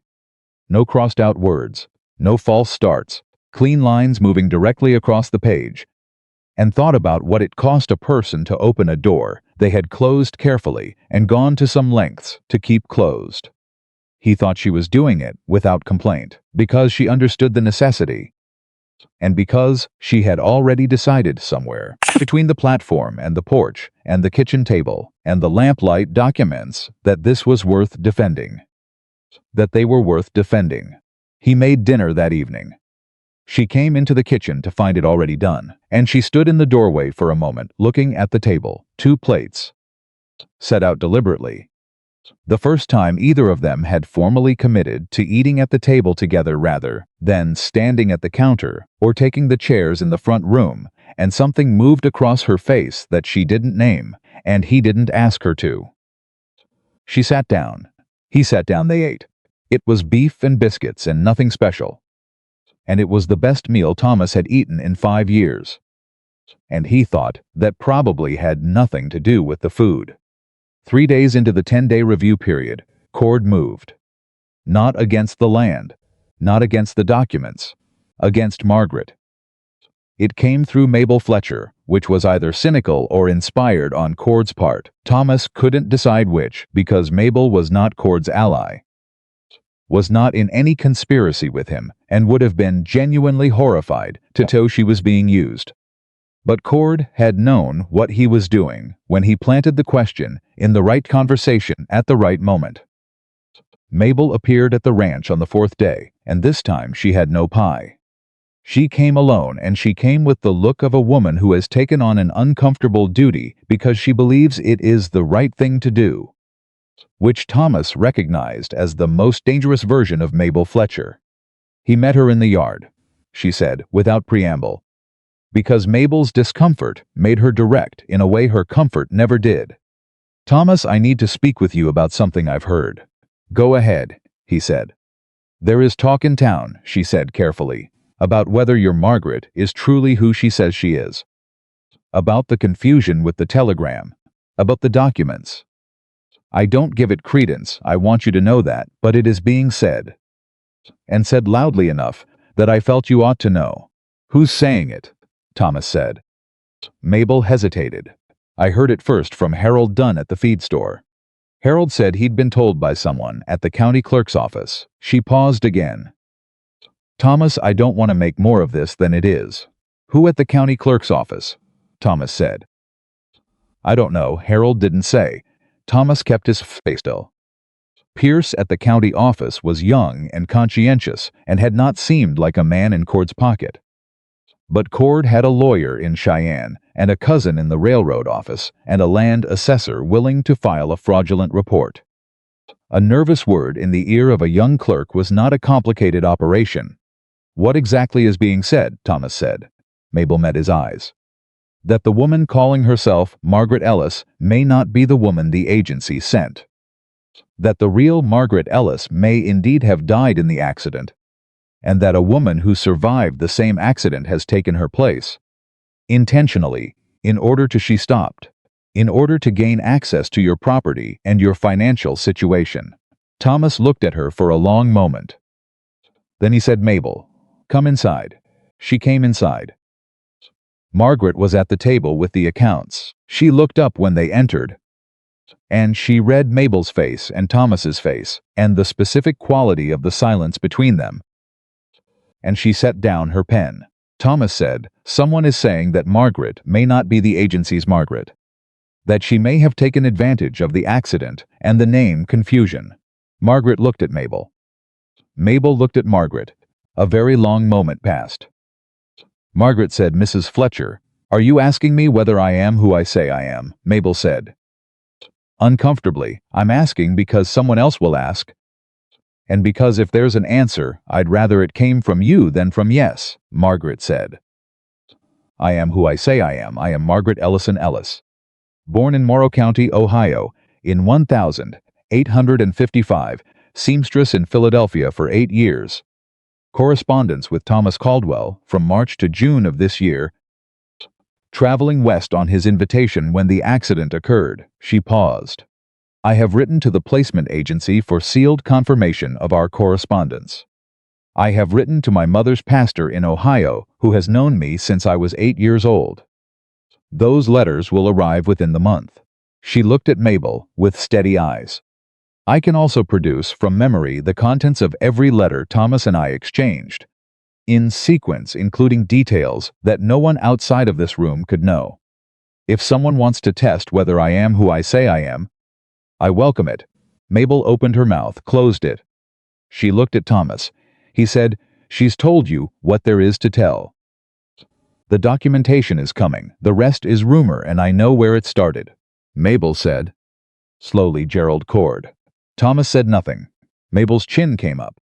She was a woman who had strong opinions about a great many things.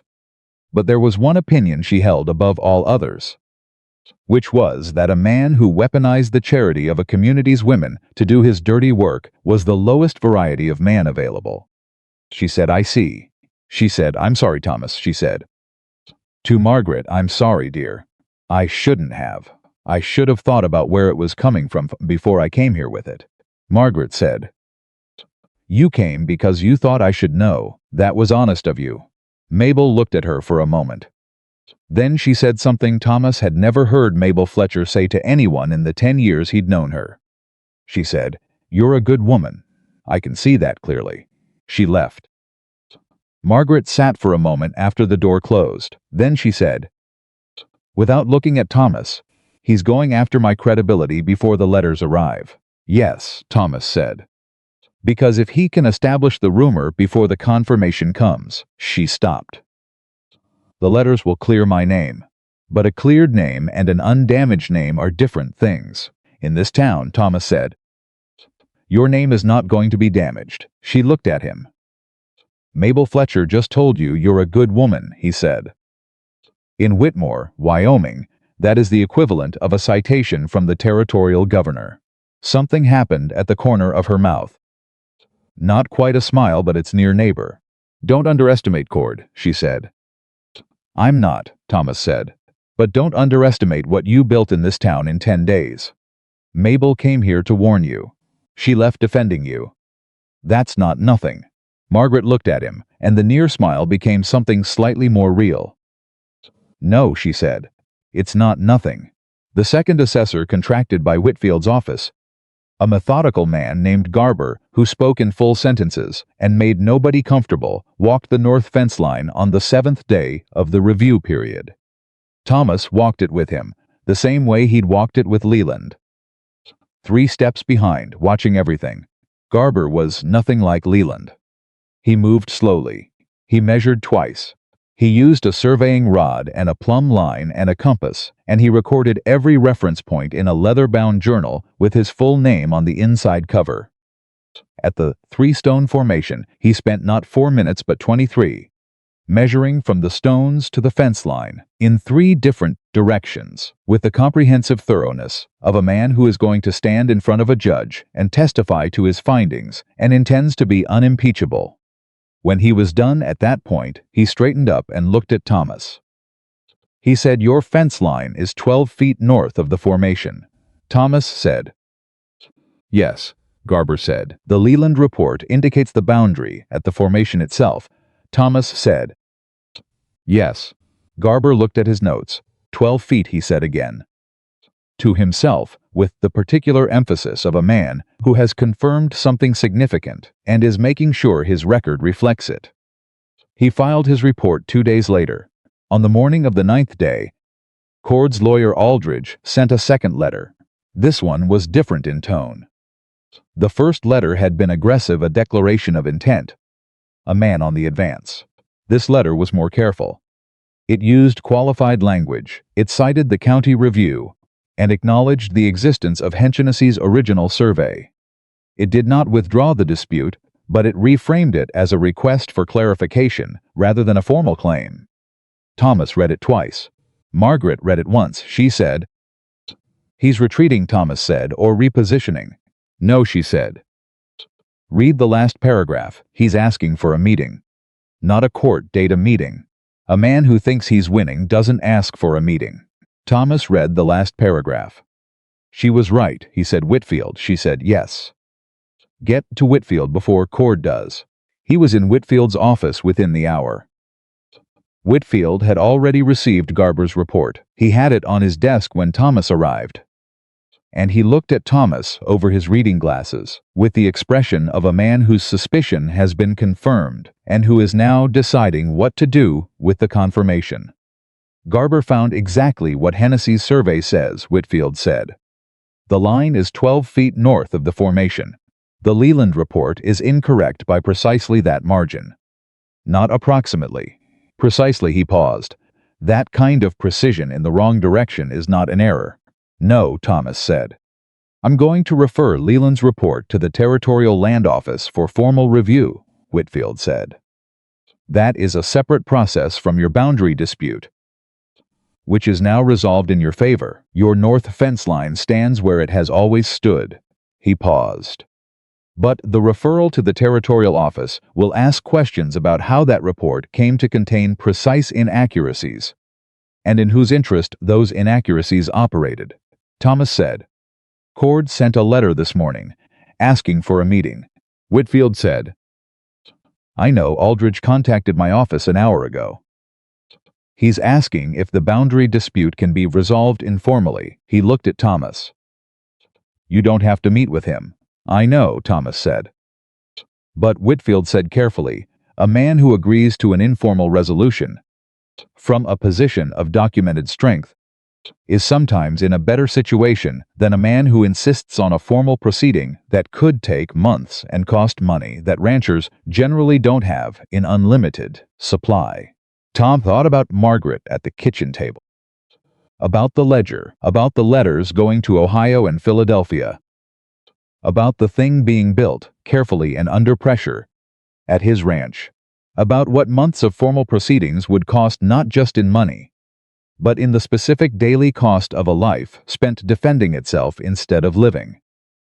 He said, "What would an informal resolution look like?" "Cord formally withdraws the boundary dispute," Whitfield said, "in writing, filed with this office, and he compensates the county for the cost of the second assessment, since the first was filed on false grounds."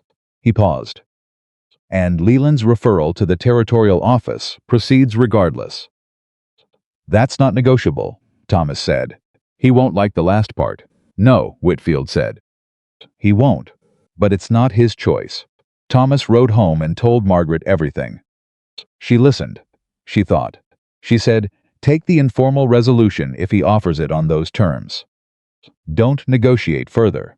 A documented withdrawal is worth more than a court victory in terms of your standing in this county. Thomas said. And Cord? She said. Cord will live with the consequences of what he did. The territorial office referral is out of our hands. That's not our fight to carry anymore. She paused. Our fight is here. She looked at him, and then she looked around the kitchen, the clean counter, the account ledger, the east-facing window, the shelf with its books and its wooden box, and then back at him. We have things to build, she said, and we've already spent enough time defending the ground to stand on. He looked at her for a long moment. The woman who had survived a train accident and a false report of her own death and a 600-mile journey and a fraudulent land grab and a smear campaign in a town that wasn't hers yet, and who was sitting in his kitchen talking about what they had left to build. He said yes, she said. So let's build it. He pulled out the chair across from her and sat down. The ledger was open between them.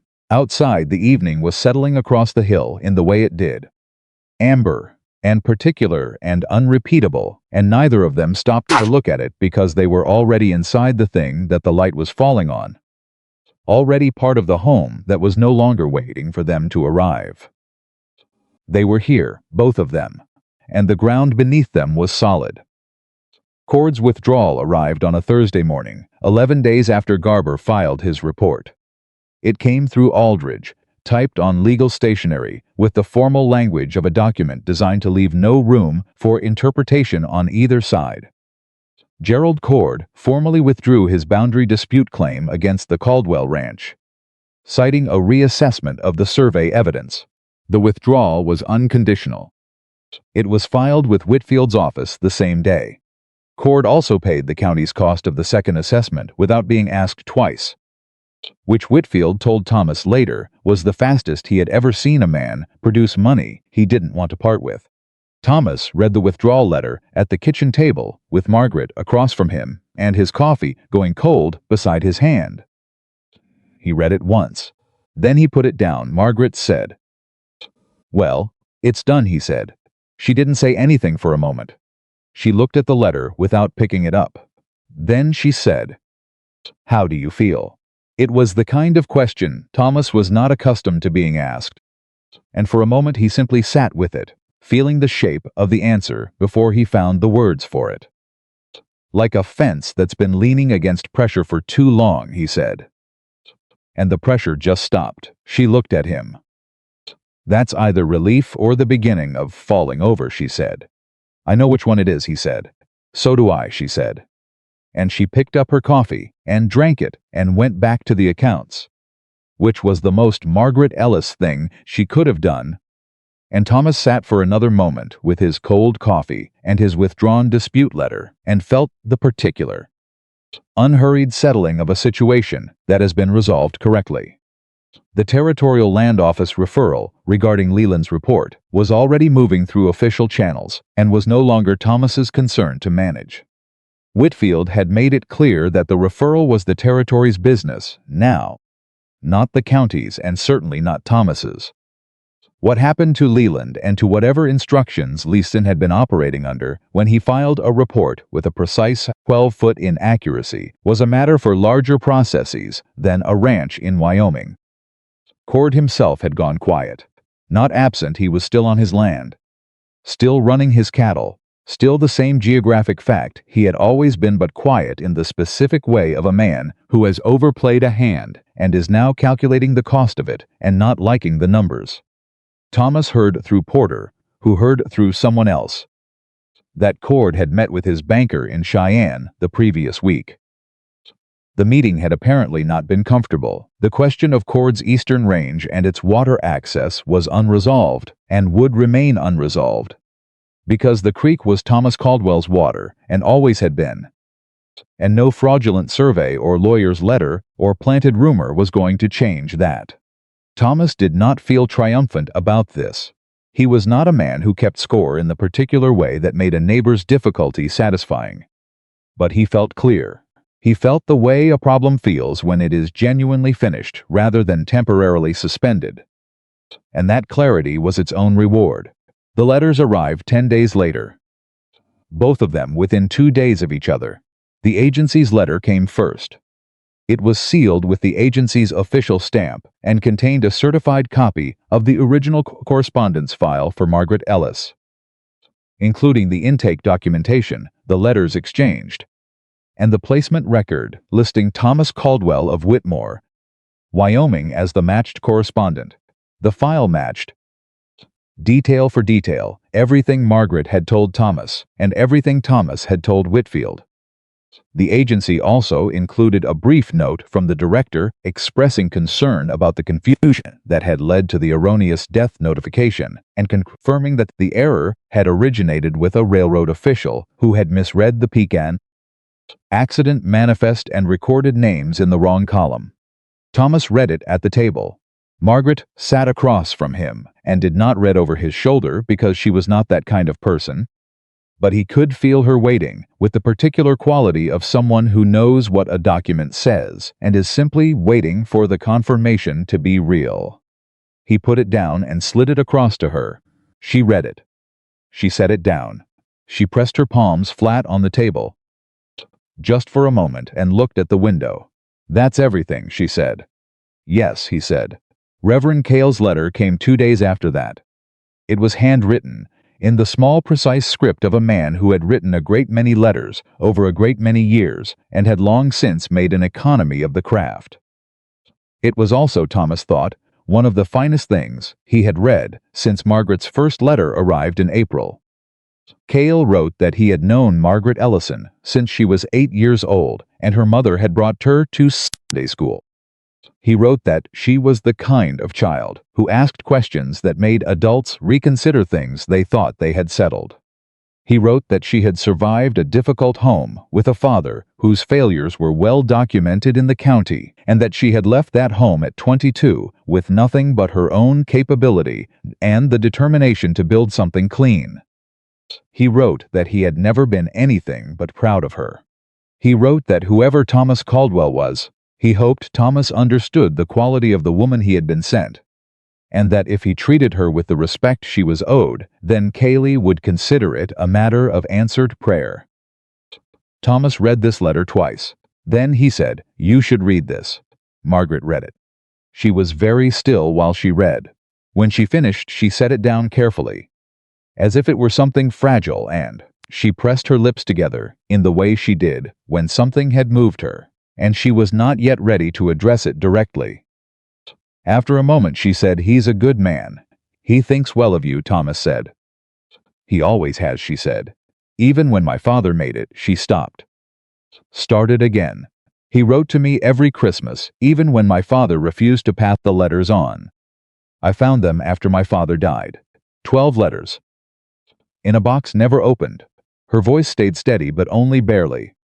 "He kept writing even when he thought I wasn't answering." Thomas was quiet. She looked at the letter again.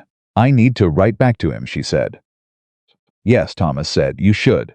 She looked up at him.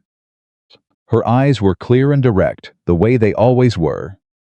But there was something in them that he recognized, the same thing he had felt the morning he'd woken up after the telegram, with the realization that the only person he needed to be honest with was himself.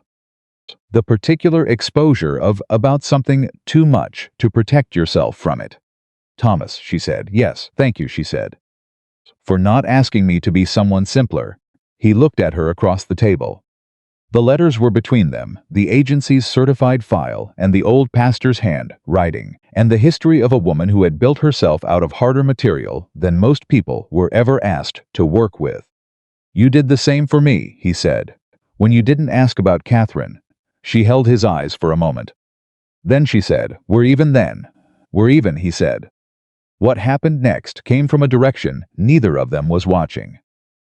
It was a Saturday morning, 3 weeks after the withdrawal letter. And Margaret was in the yard, working on the wagon harness, the same one Thomas had been working on the morning. Cord arrived with Leland when a rider came up the road from town. Not Billy Haas this time.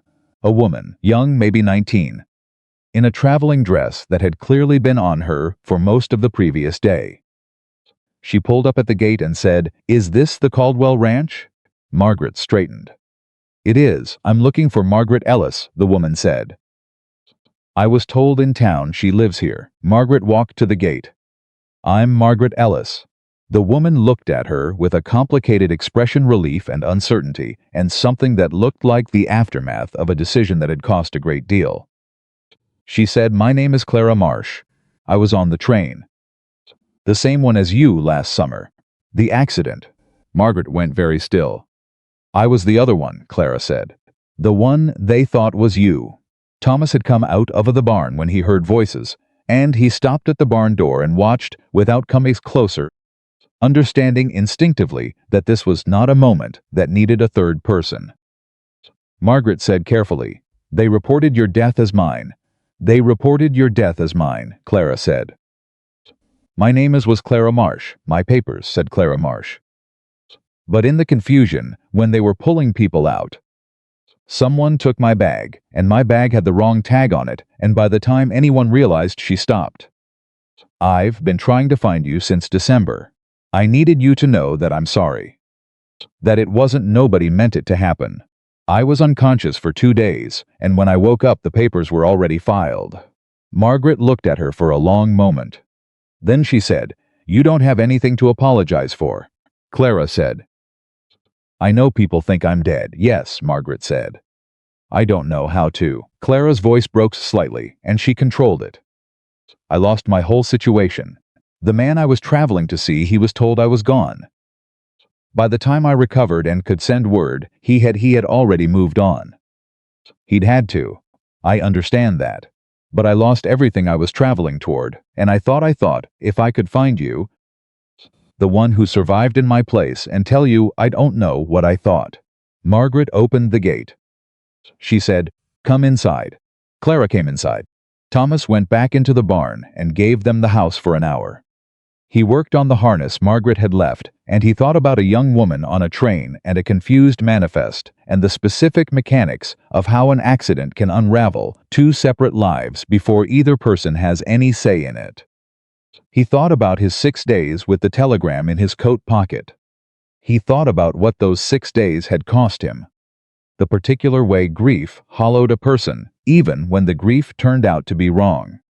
He thought about what Clara Marsh's 6 months had cost her, and about the man at the end of her journey who had received his own version of the telegram and done his own version of what Thomas had done, put the news away, and learned to carry it, and moved forward because there was no other direction available.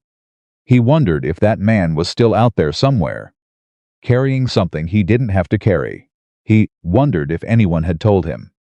When Margaret came out of the house an hour later, she came alone. She walked to the barn and leaned against the doorframe and looked at Thomas working on the harness as without saying anything for a moment. He said, "How is she?" "Exhausted," Margaret said. "She's been traveling for 3 weeks. She went to the railroad office first, and they told her I was in Whitmore, and she just kept coming." She paused. "She has nowhere to go." Thomas looked up. "She lost her situation," Margaret said.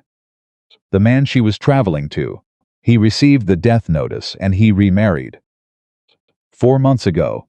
Thomas set down the harness. "She's 23 years old," Margaret said. "And she came 600 miles to apologize to me for something that wasn't her fault."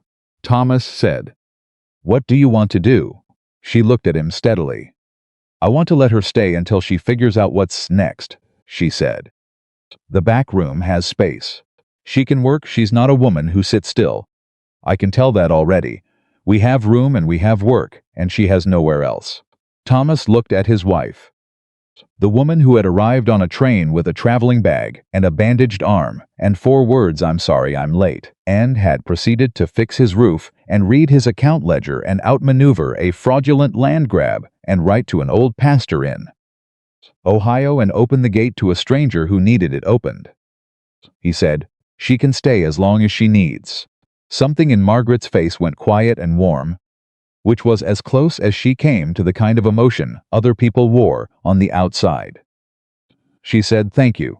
"Don't thank me," he said. "You were going to do it anyway." She looked at him for a moment. Then she said, "Probably," and went back inside. Clara Marsh stayed for 6 weeks. She was, as Margaret had correctly identified, not a woman who sat still. She worked alongside Margaret in the mornings on whatever needed doing, and she was good company without being demanding, the kind of person who understood that existing in someone else's household was a debt to be paid in usefulness and consideration, and she paid it without being asked. Thomas liked her the way he liked people who understood proportion. She wrote letters in the evenings, a great many letters, to contacts and acquaintances and a cousin in Denver who might know of something. And at the end of the 4th week, a letter came back that changed the quality of her sitting still. She read it at the table and said nothing for a full minute, and then told Margaret, who was across from her, that the cousin in Denver had a connection to a dress shop in town that was looking for a seamstress with management experience, and the shop owner was willing to meet. Margaret said, "Can you manage a shop?" Clara said, "I managed a workroom of 12 women for 2 years in St.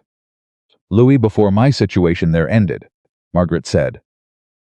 Thomas from the front room, said I heard. He came to the doorway. "We can get you to Denver by the end of the week if you want to go." Clara looked at both of them with the look of someone who had been waiting for the world to offer something solid to stand on and had just felt the ground firm up beneath her. She went to Denver at the end of the week. She wrote from there 3 months later, with the news that she had the position and a room and something resembling a beginning. The letter was addressed to both of them, which Thomas noticed and which seemed right. What happened to Gerald Cord came through in pieces over the following months. The way information moves in a small territory, not in a single announcement, but in accumulating details that eventually added up to a complete picture. The Territorial Land Office investigation into Leland's report concluded in October. Leland was found to have filed a knowingly inaccurate document in the service of a private client, which was a serious violation of his assessor's license and a matter of potential criminal liability. He surrendered his license voluntarily before formal proceedings could be brought, which most people read as a man who had been given the option of a quiet exit and taken it. Cord's name did not appear in the official findings. It rarely did, with men like Cord. But Hargrove from Territorial Savings came through Whitmore again in November. And this time, he did not make courtesy calls. He went directly to Cord's operation and spent 2 days there. And when he left, the mood of Cord's ranch hands in town that weekend was the particular mood of men who are not sure how long they will be employed. Porter told Thomas in December that Cord was selling off his eastern cattle. Thomas said he was sorry to hear it. Porter looked at him. Thomas said, "A man losing his livelihood is not something I take pleasure in." "Even that man." Porter said, "You're a better person than most." Thomas said, "Margaret says I'm about average. She's usually right." Porter laughed. It was the first time Thomas had made Porter laugh in 3 years, and he noticed that, and he thought about what it meant that something in him had loosened enough to produce the kind of thing that made people laugh. The easy, particular humor of a man who is comfortable in his own life. He thought he knew where that had come from. The confirmation of their marriage came from the church in December. 4 months after Margaret's arrival, when Reverend Moss performed the ceremony with exactly 6 people in attendance, Porter and Eleanor, Old Hennessy, and Mabel Fletcher, who cried with the specific dignity of a woman who considers her crying to be a gift rather than an embarrassment. It was not a large ceremony. Thomas had asked Margaret what she wanted, and she had said, "Something true," and he had said, "Then 6 people and 15 minutes," and she had said, "Perfect." Reverend Moss, who had been told the general outline of their story, said, during the brief ceremony, that he had married many couples over his years in Whitmore, and that the ones who arrived already tested by something real were the ones whose marriages he was least worried about. Margaret said, afterward, standing in the churchyard, while Porter and Eleanor headed for the wagon, and Billy Haas talked to Hennessy about something involving horses. "You're not worried about us?" Thomas said. "Are you?" She thought about it with the genuine consideration she brought to serious questions. Then she said, "No good," he said. She said, "That's not nothing. You know, being not worried." He said, "I know," she said. "Most people who don't worry are just not paying attention." He said, "I know that too." She looked at him with the clear, direct eyes that had read his face on the platform, and read the telegram, and read the ledger, and read Gerald Cord's intentions before Thomas had named them, and read Reverend Cale's letter, without losing her composure. "Mostly," she said. "We're going to be all right, Thomas," he said. "I know." He meant it in the full sense of the word, not the sense that means I hope, or the sense that means I'll try, but the sense that means I have looked at the evidence and drawn the only reasonable conclusion. They were going to be all right. The winter came early that year, which it often did in Wyoming, and by January the ranch was moving at the winter rhythm slower, in some ways. More internal, the days shorter, and the work more concentrated. Margaret had taken over the household accounts entirely, and had, in the process, found a supplier error from the previous year that recovered enough money to repair the south barn roof before the worst of the cold arrived. Thomas had told her she didn't have to make herself useful in quite such an aggressive way. She had told him she wasn't being aggressive, she was being efficient, and those were different things. He had not argued the point. They read in the evenings. She had brought 3 books with her in the traveling bag: a history, a novel, and a small collection of poetry that she kept on the nightstand rather than the front room shelf, which Thomas took to mean it was hers in a way the shared books weren't. He didn't touch it, but sometimes, when she read from it aloud, which she did occasionally without announcing that she was going to, just beginning, as if continuing a conversation, he listened with the particular attention he gave things that mattered. She read to him on a January evening, with snow outside and the fire doing what it was built to do. A poem about 2 rivers that had traveled separate and difficult distances to find the same valley. And when she finished, she was quiet for a moment, and then she said, "That's sentimental," he said. "Yes." She said, "I like it anyway," he said. "So do I." She looked at him. "You do?" "A thing can be sentimental and still be true," he said. She considered this. "That's unexpectedly philosophical." "You bring it out in me," he said. She looked at him for another moment, and then she looked at the fire, and something in her face went to the same place it had gone on the porch in July. Watching the hill, the first time she'd seen it in the evening light. A specific stillness that was not blankness but its opposite. A fullness that didn't need to move. She said, "Thomas." He said. "Yes," she said. "I'm glad the telegram was wrong." He looked at her across the firelit room. This woman who had survived the accident, and the false report, and the 600-mile journey, and Gerald Cord, and the county clerk, and the rumors, and the missing letters, and her father's name, and the distance between Ohio and Philadelphia, and the larger distance between Philadelphia and the life she had decided to choose. He said, "So am I." She nodded once, accepting that the way she accepted everything he said that was true without ceremony, without excessive response, with the clean and complete acknowledgement of a person who knows the difference between words that fill silence and words that mean exactly what they say. She went back to her book. He went back to his. The fire held. Years later, people in Whitmore still told the story of Thomas Caldwell and the telegram, though the story changed shape depending on who was telling it. Some people led with the drama of it, the dead woman who wasn't dead, the fraudulent survey, Gerald Cord's eventual quiet unraveling. Some people led with the romance, the letters, the platform, the impossible reunion, Mabel Fletcher, who outlived most of the people she gossiped about, and told the story more times than anyone. always led with the same detail, the fact that when Margaret Ellis stepped off that platform and Thomas Caldwell saw her, he dropped a fence post he had been holding and didn't notice it fall. Mabel said that was how you knew. Amos Webb, who was still alive at 81 and still not a man who performed himself, said the story people missed was the one about two people who had both survived the worst and chosen, independently and then together, to try again. He said that took a kind of courage that was harder to see than the dramatic kind, because it was slower and quieter, and had to be renewed every day. Hennessy, when asked, always said, the most important thing in the whole business was the original survey of 1,874, which was correct, and that people should keep their original documents in order because you never knew when you'd need them. Thomas and Margaret Caldwell did not, as a general rule, tell the story themselves, not because it was private, it wasn't, particularly in a town that size, but because they were busy with the telling of a different story. The one that was still being written in the daily work of the ranch, and the household accounts, and the evening light on the hill, and the books on the front room shelf, and the occasional letter from Clara Marsh in Denver, who had the position and the room, and the beginning she had gone looking for. Reverend Cale came to Wyoming the following spring, which no one had expected, least of all Margaret.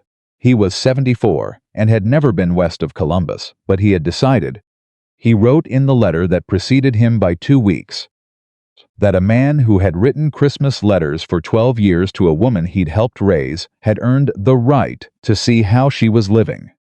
He arrived on the afternoon train, and Thomas met him at the platform and shook his hand and drove him to the bench. And the old man said very little on the journey, which Thomas respected, because he understood that kind of quiet, the kind that comes from taking in something important and wanting to receive it properly. When they arrived, Margaret was on the porch. Cale got down from the wagon and stood in the yard and looked at her. She came down the porch steps. She said, Reverend Cale. He said, Margaret. He looked at her for a long moment. He looked at the house and the yard and the barn and the hill behind the property. And then he looked back at her with the eyes of a man who has prayed for something for a long time and is now standing in the middle of the answered prayer and doesn't quite know how to receive it gracefully. He said, Your mother would be very pleased. Margaret pressed her lips together. She breathed in slowly. She said, I know. He stayed 4 days. He and Thomas talked in the evenings while Margaret wrote in the kitchen. She was working on a household manual, a practical document covering the ranch's supply schedule and maintenance calendar and account systems, the kind of thing that hadn't existed before her and that Thomas would have said he didn't need, and that he clearly did. Cale asked Thomas, on the second evening, how they had managed the difficulty with the land dispute, and Thomas told him plainly, the way he told everything, and Cale listened with his hands around a coffee cup, and then said, She was always the kind of person who saw what other people missed. Thomas said, I know. Cale said, I hope you tell her that. Thomas said, She prefers I show it. Cale looked at him for a moment. Then he said, Good answer. On the morning Cale left, Margaret walked him to the wagon. Thomas stayed on the porch. He watched them stand together in the yard, the old man and the woman he had written Christmas letters to for 12 years. And he could not hear what they said to each other, and did not try to. But when Cale climbed up into the wagon, and Margaret stepped back, Thomas could see her face from the porch, and her face had the look of someone who has received something they didn't know they were still missing. She stood in the yard until the wagon was gone from the road. Then she turned and came back to the porch and walked past Thomas into the house without stopping. He followed. She was standing in the kitchen with her hands flat on the table, the way she'd stood when the agency came, and the pressure finally stopped. And she was looking at the east window, and her breathing was the particular steady breathing of a person maintaining composure through will rather than ease. He came and stood beside her. He didn't say anything. She said, He told me she was proud of me, my mother. Before she died, she told him she was proud of me. She paused. I didn't know that. Thomas stood beside her. He held onto it for 20 years, she said. Waiting to tell me. Her voice held barely. 20 years. He reached over and put his hand over hers. Flat on the table. She turned her hand and held his. They stood like that for a while. The kitchen was quiet. Outside the window the morning was full and unreserved, and going on about its business with the indifference of mornings that don't know they are landing on important days. But inside the kitchen, with the account ledger on the table, and the east light coming through the window, and the household manual half finished, and the fire warming the room, and 12 years of undelivered letters finally delivered, and 2 people standing together with their hands held on the table, it was not an ordinary morning. It was the kind of morning that becomes the thing a life is made of, not the dramatic days. Not the telegram and the platform and the fraudulent survey, but this. The standing together, the hand held, the staying. Thomas Caldwell had spent 5 years learning how to live with silence. He had spent 6 days learning how to live with a particular and devastating kind of grief. And then she had stepped off the train and smiled. And he had dropped a fence post without noticing it fall. And the life that had been a place of work and silence and endured solitude had become something entirely and permanently else. A home, a partnership, a story that kept going. The telegram had said she was gone. She was standing in his kitchen holding his hand. That was the whole of it. That was everything.